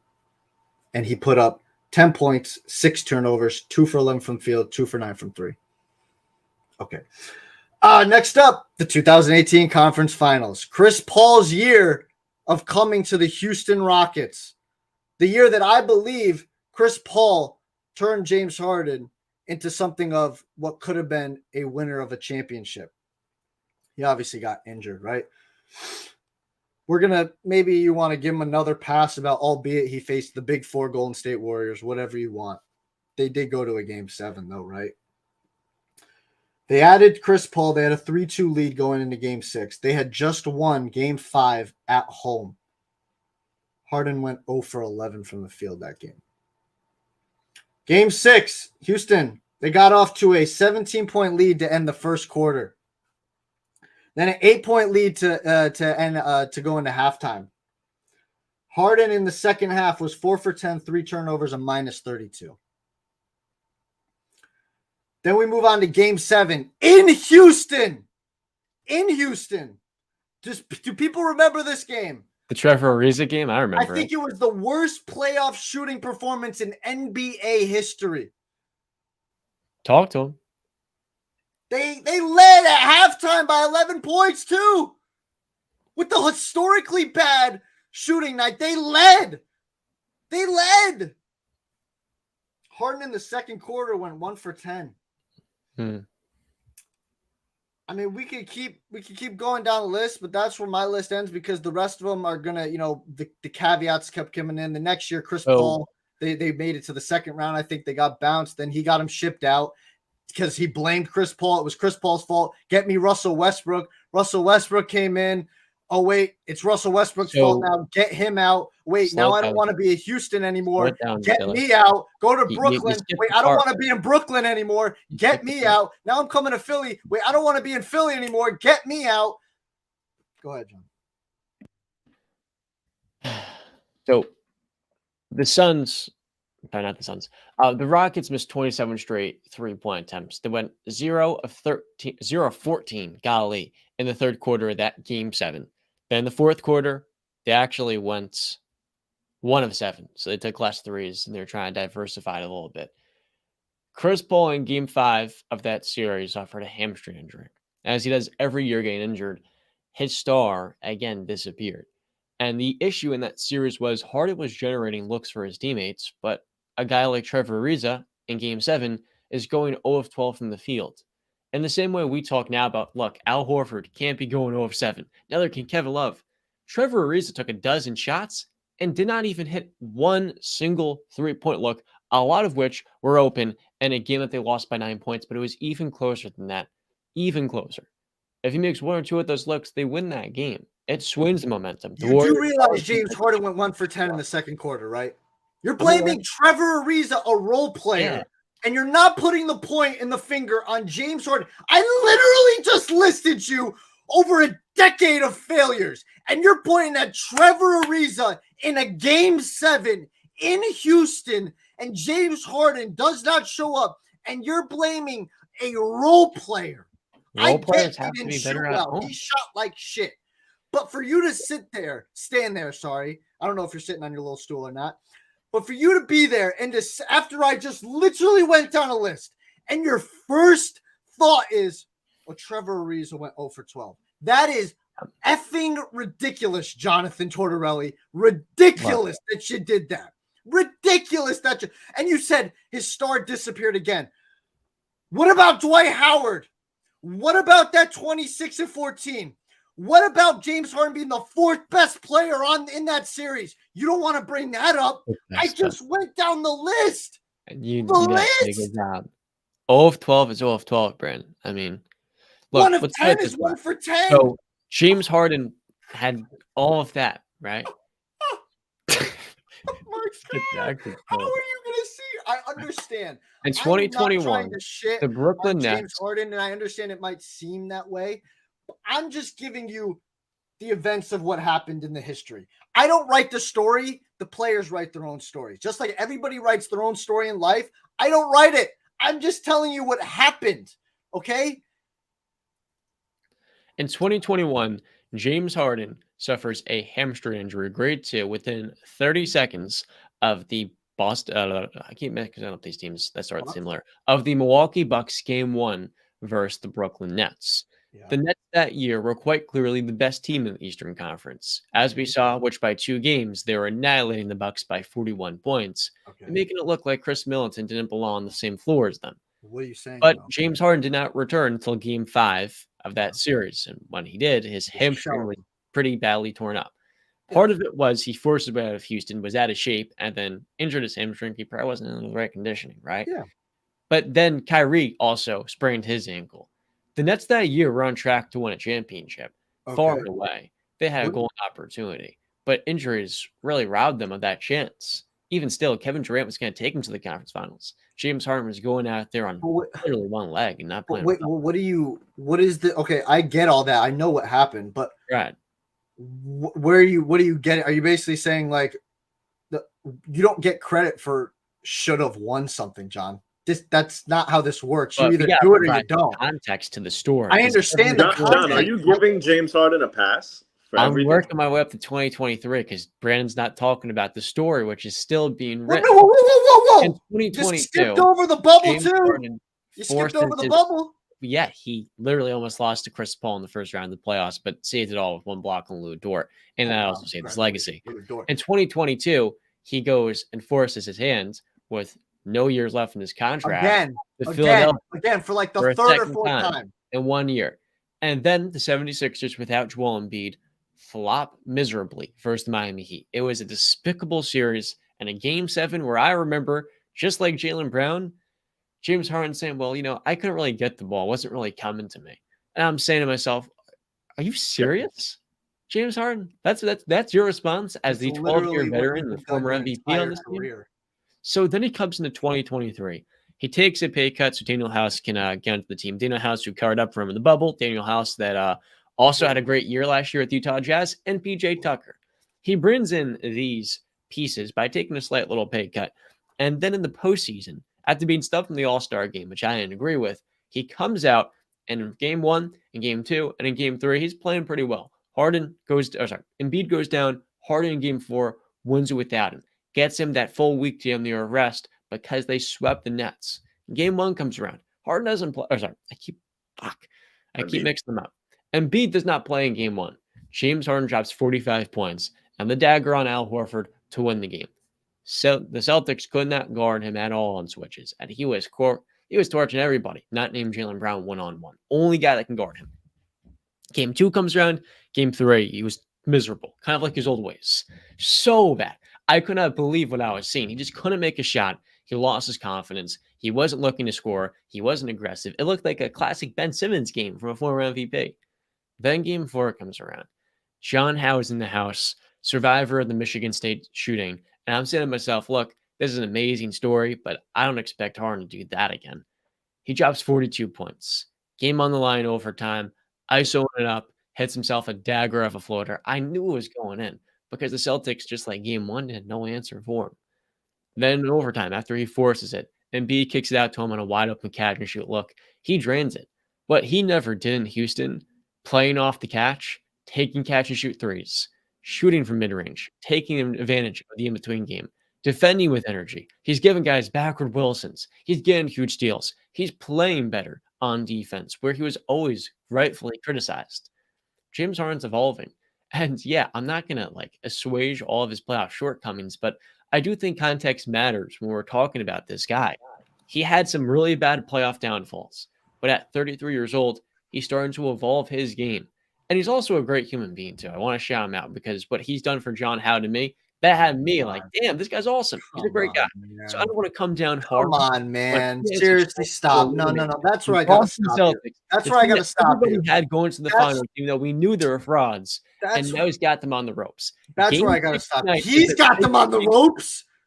James Harden has himself one of the biggest games of his career tonight in Philadelphia. And if he wins this game, now the story is really taking a big turn. Now John, to go to the finals. And now, just like Dirk, he can rewrite his legacy. One playoff run isn't enough. No, I agree with you. To erase everything that happened. It sounds like you don't agree with us because you're just ignoring everything else. We don't remember guys for all their downfalls 25 years later if they get a championship. We talk about, he finally got it, and that's what we'll remember. We're talking about James Harden's entire career. Yes, he struggled mightily in the playoffs. I ain't gonna do that. What we'll look at when this guy's getting inducted into the Hall of Fame is, did he win the championship? If he did, what the fuck, Hall of Fame? It's the basketball Hall of Fame. Everybody gets in. John, hold on. The context thing is mind-boggling because you say people ignoring context. I gave you fucking context. I gave you context. Fourth best player in a Portland series. Okay, outplayed by Klay Thompson with no Steph Curry. All right, no Tony Parker, no Kawhi Leonard. He loses a game 6 and plays like crap. I gave you context. You want to ignore that. I said a playoff choker can still have great and good games. They can. Two things can be true. He has had 5 good or great games this playoff run. He's had 5 stinkers. Does that computes, right? That's 5 and 5. See, both can be true. Yeah. Right? I'm not saying, and then the part where I had to stop you and I tried to stop you, you kept going over because you knew I had you, is the great man thing. Who the fuck brought up his character? Who brought it up? I want to highlight that. All I brought up was the fact that he forced his way out of here, forced this guy out of there, came in overweight, did all that. I didn't say nothing about his character. I'm sure he's a good person. I'm sure he's a great man. I'm talking about his basketball. What's up? The basketball. That's it. I mean, you can make your claim. People that watch, you can make your decision for yourself. Okay. But I feel like I've laid out. I feel like I'm pretty clear on what I'm saying. But anything more to say on James Harden, the Sixers, and Celtics, or do you want to final basketball topic? James Harden alone, though, and I think that's Philadelphia winning. Are you saying leave James Harden alone? Is that what John said? Leave Brittany alone.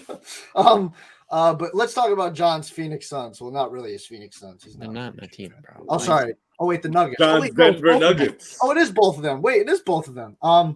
Here we go. We'll start off with John. KD and D Book. I see John, I think, wrote the word ape shit in our notes, but Will they continue going apeshit? Yeah, Is what I put there you in go. these. Answer your own question, John. Will they Will continue to Kevin do Durant and Devin Booker continue going Ape shit. apeshit? In Game 5, they combined for only 52 points on 41% shooting from the field. Now, look, the Nuggets came out in Game 5 in the first quarter, swinging on them, folks.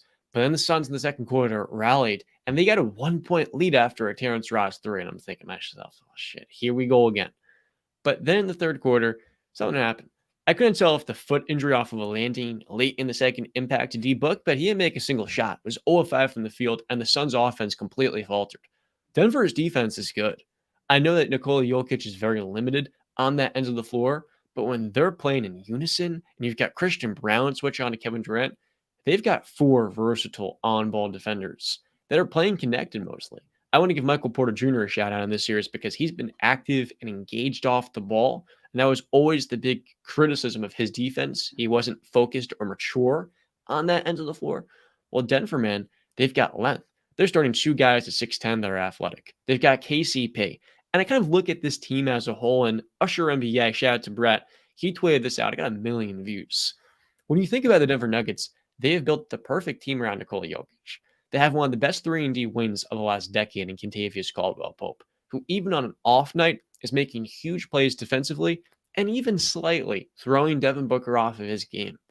You then got Aaron Gordon, who is the best dunker in the NBA in the dunker spot. Not only that, but he's one of the most versatile defenders that occasionally will hit a turnaround mid-range shot or an open 3. He's not a good shooter. But what I'm getting at here is Aaron Gordon is the perfect fit off of Jokic because of how damn athletic he is, and he's got really good instincts and reaction speed. In this Denver defense, you need to help and then recover getting back to the rim because Jokic is not going to slide his feet fast enough if he's going up on a pick and roll 15 to 20 feet away from the rim. And that's where an Aaron Gordon tracing defenders from behind really is essential to them.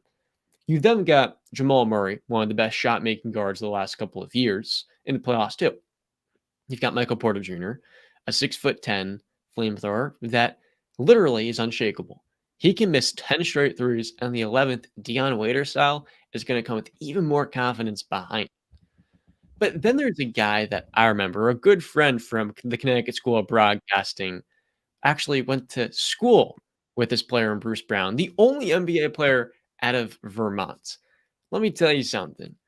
Bruce Brown is one of the most awesome role players in the NBA. What he is like the ultimate utility. Like, Justin, you got a lot of those guys in the MLB, like utility. They can play anywhere in the infield, right? Mhm. And you're like, damn, this guy's clutch. He's never gonna make an error in the infield. He'll hit big time play. He'll get you a double every now and then, maybe. The baseball analogies are pretty shit, but generally speaking, Bruce Brown does everything. In transition, he's pushing. He's going right into Kevin Durant's chest. He's getting to the foul line 10 times in Game 5. And he's also pushing it in transition. I remember Bruce Brown at Miami. That was the school he went to with Lonnie Walker. And those 2 guys just underachieved as freshmen because Bruce Brown couldn't run the offense. But in Denver, Bruce Brown's taking pick and roll possessions on the second unit and creating plays. He's pushing the ball. He's hitting the occasional open 3 too, which is something when he was drafted in the second round to Detroit, he could not make a shot to save his life. He was not a good shooter. But now he's become a pretty good catch and shoot guy where you can't leave him wide open. So Bruce Brown coming off the bench as the 6th man is one of the best in the game. But then you've got Jeff Green, who much like Aaron Gordon is always going to be in the right spot. He's a really fine role player. He's going to have bad possessions and bad sequences, but he's going to have really good moments too. And the occasional dunk at 36. And I also like to shout out Christian Brown because that kid is a damn good defender. He's a little bit wacky and out of control at times as a driver, but on defense, he's a rookie guarding Kevin Durant and doing a pretty good job. He's ripping Kevin Durant like he's a little kid, by the way. He's stronger than KD. He's kicking his ass some possessions. So I'm impressed with Christian Brown too. I'm feeling good about the Nuggets, but Game 6, Devin Booker at home, he was averaging 45 points damn near, shooting 70% from the field and missing no mid-range jumpers. So I'm expecting him tonight to still have himself a damn good game, assuming his foot's not affecting him. That being said, the Nuggets are good enough to win even when Devin Booker is playing at a Michael Jordan level. With Kevin Durant, a top 15 player of all time, as his number 2. It's pretty special, man. It's pretty special. I'm sensing a little bit of home cooking tonight for the Phoenix Suns. I think every game in the series, the home team has won. right? It's 2-0 Denver and then Phoenix. Yeah. So Yeah, series don't start until home team loses, man. hey man, but I think Phoenix actually rose with this one. I love the way Devin Booker's played at home, like you said. But I think tonight's gonna be your classic Kevin Durant kind of game, man. I think Kevin Durant's gonna go out there. If you're a betting man, I don't know how many people are watching this right now, but if you're a betting man, I'd bet the over on however many points they got Kevin Durant going for. I'm going for 40 if I'm him. I think it's gonna be a monster night for Kevin Durant and Devin Booker. Um, like I said, I remember saying this is a lot that you're expecting Kevin Durant and Devin Booker to do for this Phoenix Sun team. I don't think CP's coming back tonight anyway, right? So it's on them. And He tries DeAndre to start off the bench. probably because the pace that they're playing with right now, he's gonna slow it down a bit. So if I'm Phoenix, I think just put the ball in those two guys' hands, Kevin Durant and Devin Booker. And then eventually maybe you get another revolutionary game from Landry Shamet or whoever else is coming off the bench that's wide open to chuck a three. You just never know. It's a playoff game. Somebody has to step up. But I think Phoenix was my favorite to win the series. I lost faith in that. Don't think that they're capable of going into Denver and actually winning 1-7, but I think they're capable of winning one at home. So I'm going to go Phoenix tonight for Game 6. I agree with that last statement. I don't think the Phoenix Suns can win a Game 7 in Denver. I think the home court advantage is real in Denver. One underlooked stat though that I definitely underlooked was the Nuggets are 19-22 on the road this year for the regular season.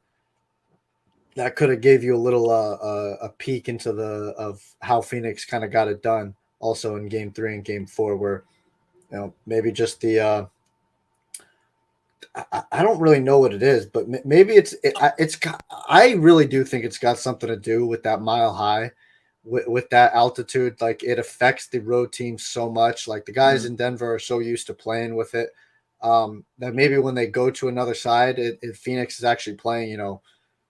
How they actually can play when they have a breath and they can actually freaking breathe. But yeah, but for me, it was Book was bound to have a bad game or a down game. I know he scored 28, but he did it on 42% shooting. I just expected he was going to have a down game. He was freaking playing incredible, outstanding performances from Devin Booker.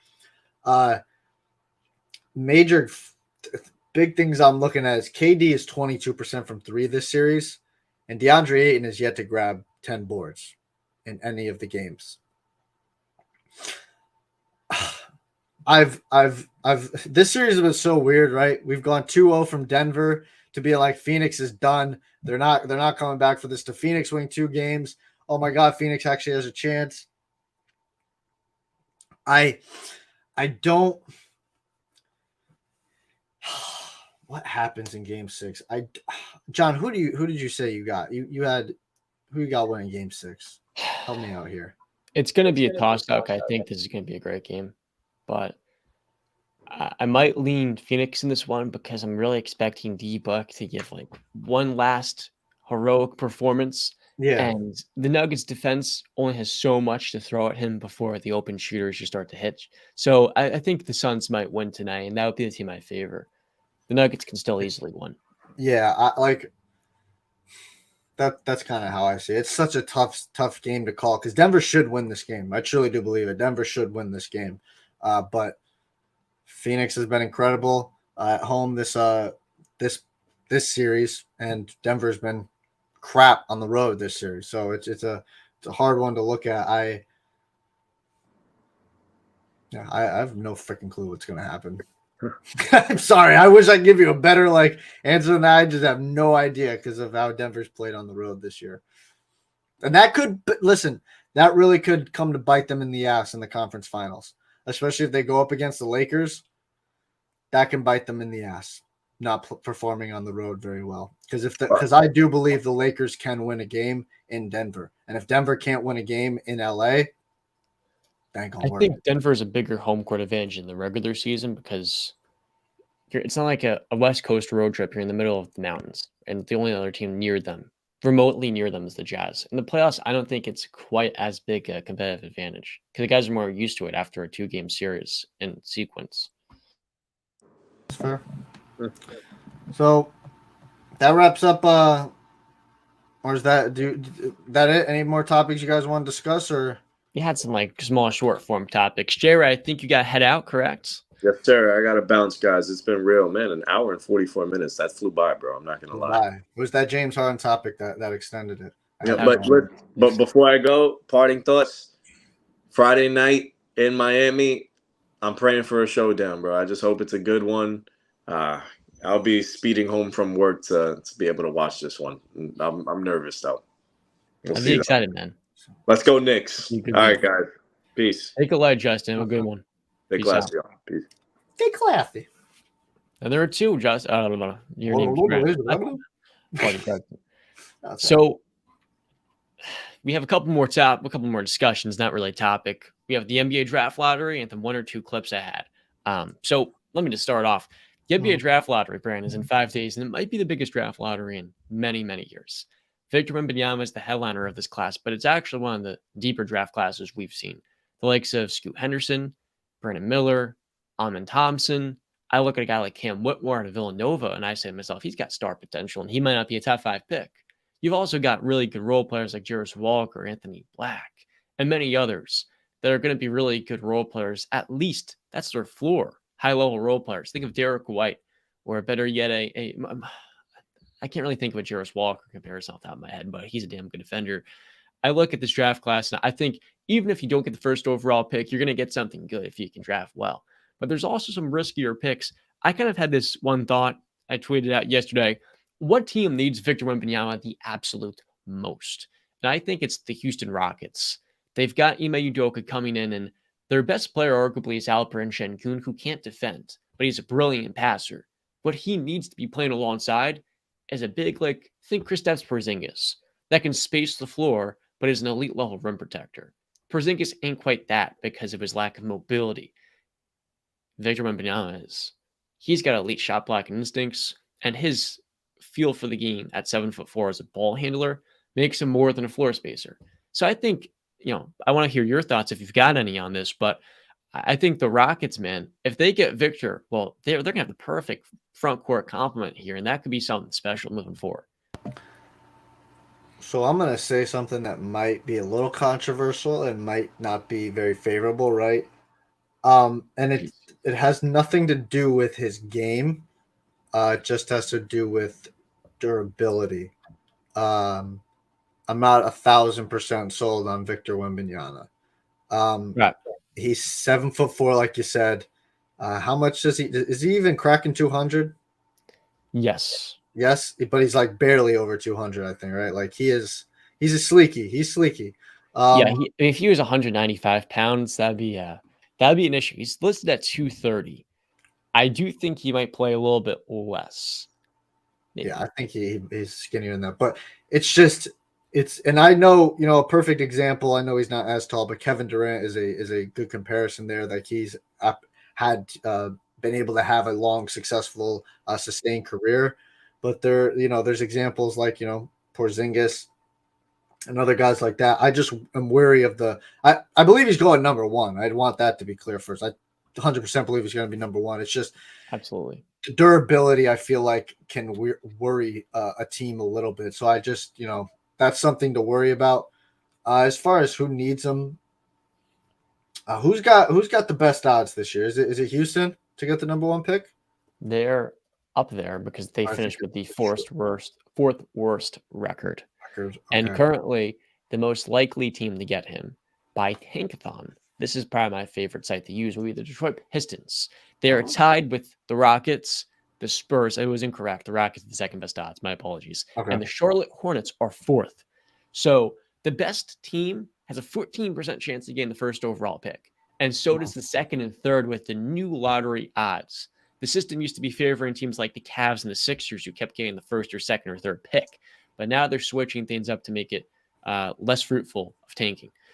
Yeah. And after that, the Portland Trailblazers, Pacers, and Washington Wizards with the Orlando Magic are 5 through 8. That would be hella interesting if Portland is there. I mean, odds are obviously unlikely, but if Portland did, maybe does that tempt Dame back? I don't know. Because again, there's another thing. Like I don't know how how soon Wembanyama's impact will be felt on the game. And by that, I mean like in terms of winning. I don't know how soon that will happen. So that's another thing to worry He's about. going to be an immediate rim protecting threat. Well, And yeah, no, I'm talking. Yeah, in terms of winning, I know like he's gonna put up the stats and the points and all that, but I'm talking in terms of like because LeBron for his first couple of years, it wasn't like winning. So I'm just saying, like, when does it start to impact, especially depending on the team? Because we know Houston has had their incredible struggles. San Antonio has had their like these teams are obviously at the bottom of the bucket for a reason, right? They're not good teams. So that's what I mean by when will his impact really be felt. It's obviously going to have to do with filling the team out. But I would like to make one point, Victor. It's that you see guys, Brand, like Yao Ming, Kristaps Porzingis, Jorge Marasan, these 7-foot Goliaths, and oftentimes there's a trend of your career's not going to last as long if you're 7'5". Like the human anatomy, playing 82 games, if you're that level of a giant, is not going to be favoring you to be durable long term. Victor Wembanyama and his camp also are aware of this. And this kid, he's sleeping like 10 hours a day, but he's also doing these really bizarre barefoot workouts to strengthen his core and his toes, which is really unique and no one's ever done it before. And there's a level of understanding that, hey, look, I am tall, so I have to do something different than everybody else. He's also a guy that, since he's aware of this, probably won't overuse his body by playing in China the way Yao Ming did in the offseason. So he was playing more than 100 games a year. Think about it that way. Kristaps Porzingis, less so. He just had a couple of really unfortunate knee injuries, torn meniscus, torn ACL, like really tough in his third and fifth seasons. I think Victor Wembanyama is the most bizarre prospect we have ever seen. And I'm not going to say he could have injuries. Maybe he does, maybe he doesn't. But that is really optimistic for his durability long term. In fact, doing something no one else has. So it's going to be fascinating to see how is he looking in year 7, in year 4.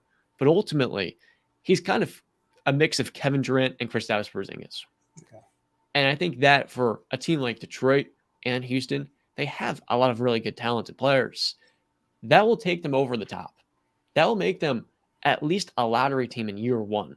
And then in year 2, you're looking at the playoffs. So I think his running impact is going to be felt unless he goes to a team like San Antonio, where they still don't have a point guard if they take him. The Pistons have Cade Cunningham and Jaden Ivey. They've also got Jalen Duren last year, who was the second best center in the class. Second behind Walker Kessler. And then you look at a team like the Blazers. If the Blazers get Victor, they have Dame, Ant Simons, Shaden Sharp developing, and a guy like Jeremy Grant is going to get a lot of money this offseason. The Blazers would be in prime position to at least get into the top 8. And that's the floor for that team now. Yeah. I mean, I know Detroit would obviously love him. You get Cade and Wembanyama. San Antonio, I know, has been wanting them. There's, not the comparisons, but, an international player. Greg Popovich has had success with those guys. And Tony Parker's fan base, French, big fan base in France. Yes. And then, like you said, Portland too. Houston is kind of, for me, it's the only reason you would want to go there is Ime.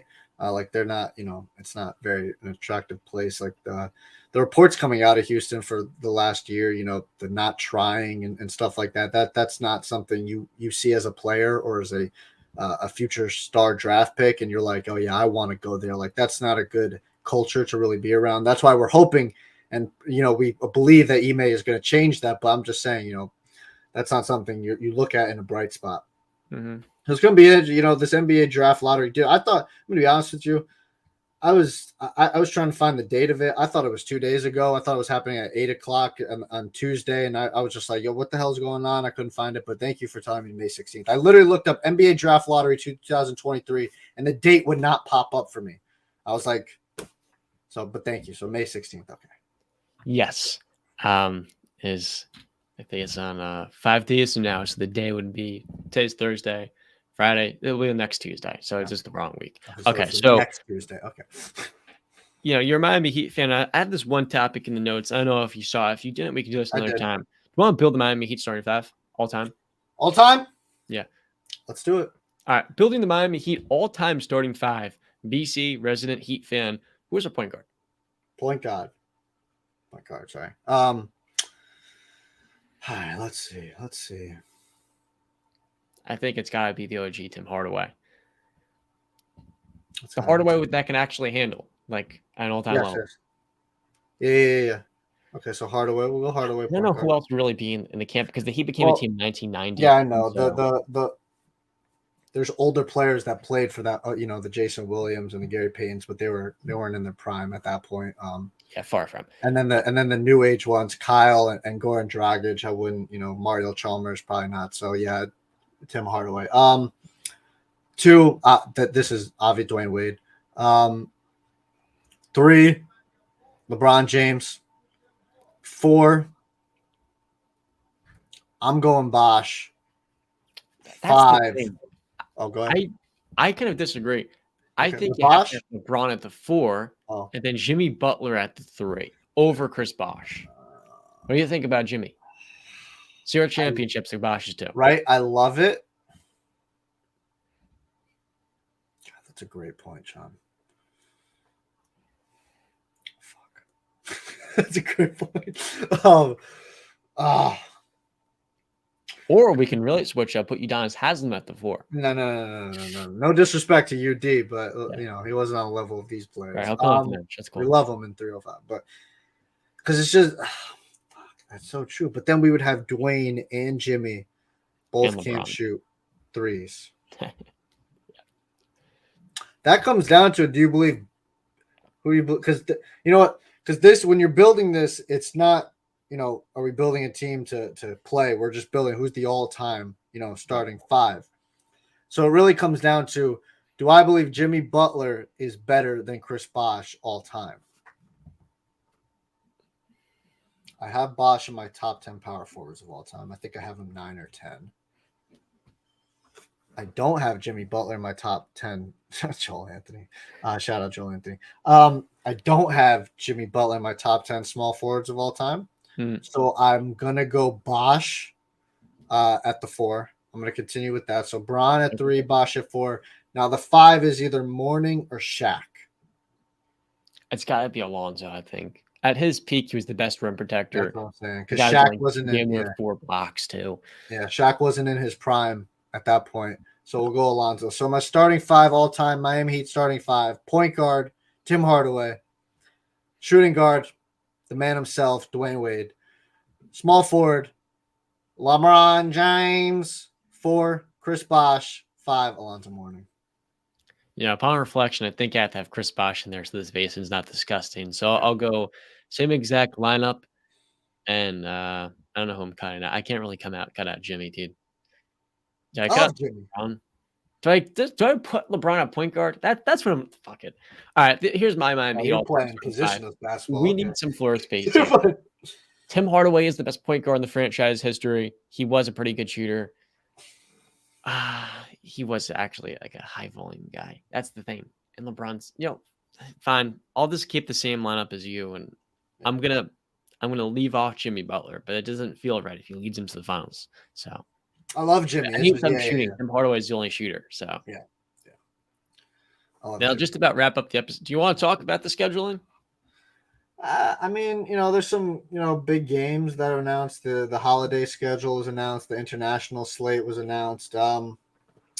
I guess we could just go Eagles versus Giants on Christmas Day at 4:30. I don't know why.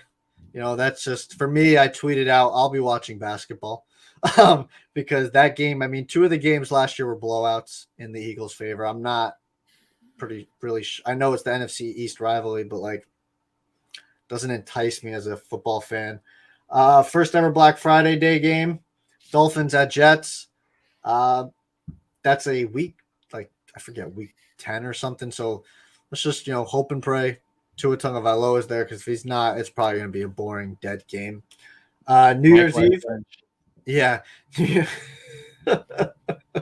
New Year's Eve, Bengals at Chiefs, week 17. That is a game that you got to mark your calendars. That's week 17. So get ready in Kansas City. That's going to be a hell of a game. We know Burrow versus Mahomes is a matchup to watch for years to come. I don't know if you have any thoughts on the holiday games so far. If we're going to build the perfect NFL Christmas Day schedule, let's actually build it the right way. It would have to have the Steelers versus the Ravens. It's the best. It's the best rivalry in football. It's one dynasty versus another that's trying to become that. Or, they were a dynasty in the past. And then I also think you have to have Patrick Mahomes on. And if he's not going to be on, you got to have one of Joe Burrow, Aaron Rodgers, or a Josh Allen. Yeah. Justin Herbert, he's not as mainstream as those other guys like Burrow. And so if you can get Joey B versus Justin Herbert on Christmas, or maybe Jalen Hurts versus Tua, I would really be interested in Eagles. Cowboys could be on it too because they're just their brand. The second game, Cowboys-Eagles would be perfect. We need good rivalries. And remember, the Cowboys on, it's the right way to do it. And I know the Lions are going to be on Thanksgiving, and that makes sense, which is why they wouldn't really be on Christmas as well. So I kind of think maybe the Bills, who's a good team for the Bills? They don't really got a rivalry like that right now. Buffalo, Kansas City would be the good one, but Bills, Jets. Yeah. Rodgers, Allen.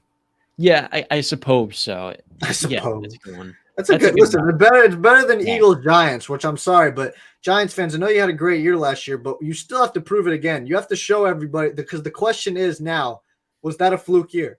Was that a year just out of the blue where they just overachieved and outperformed their capabilities? We still have to be proven. So I'm just saying, man. They're a regression candidate, and yeah, I think that would be the best games. Yeah, and then we got the international games. The Jaguars are kind of the resident London team. They'll be playing in Wembley Stadium week 4 against the Falcons. Week 5, you'll get the Jags and Bills in London again. Week 6, Ravens take on the Titans in London. Week 9, Dolphins versus Chiefs in Frankfurt, Germany. And week 10, I don't know why you're pulling that up. The Colts take on my New England Patriots in Germany as well.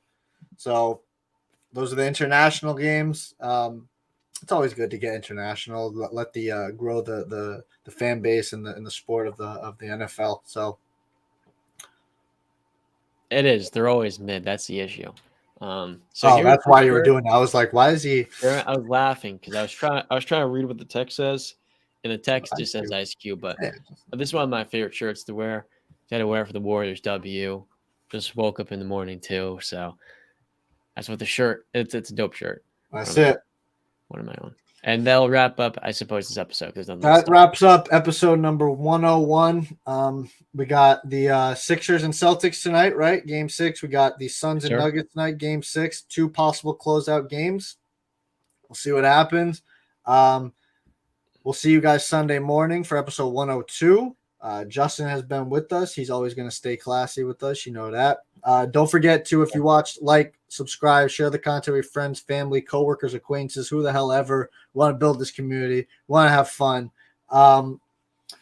Yeah. Follow us on our socials. John, if you got anything to say.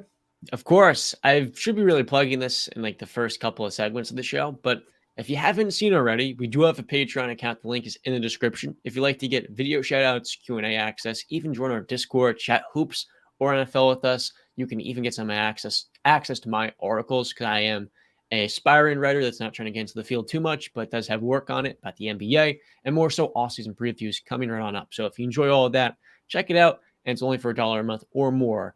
And as always, we appreciate it. Even if you don't, just like up the content and share some friends that may enjoy. I always wanted to say this too. Also, ring the little notification bell. I've always wanted to, and the YouTubers, they do that. But that was I've been Brandon Capozziello. That was John Tortorelli. Justin Ray was with us. And until episode 102, like Justin says, stay classy.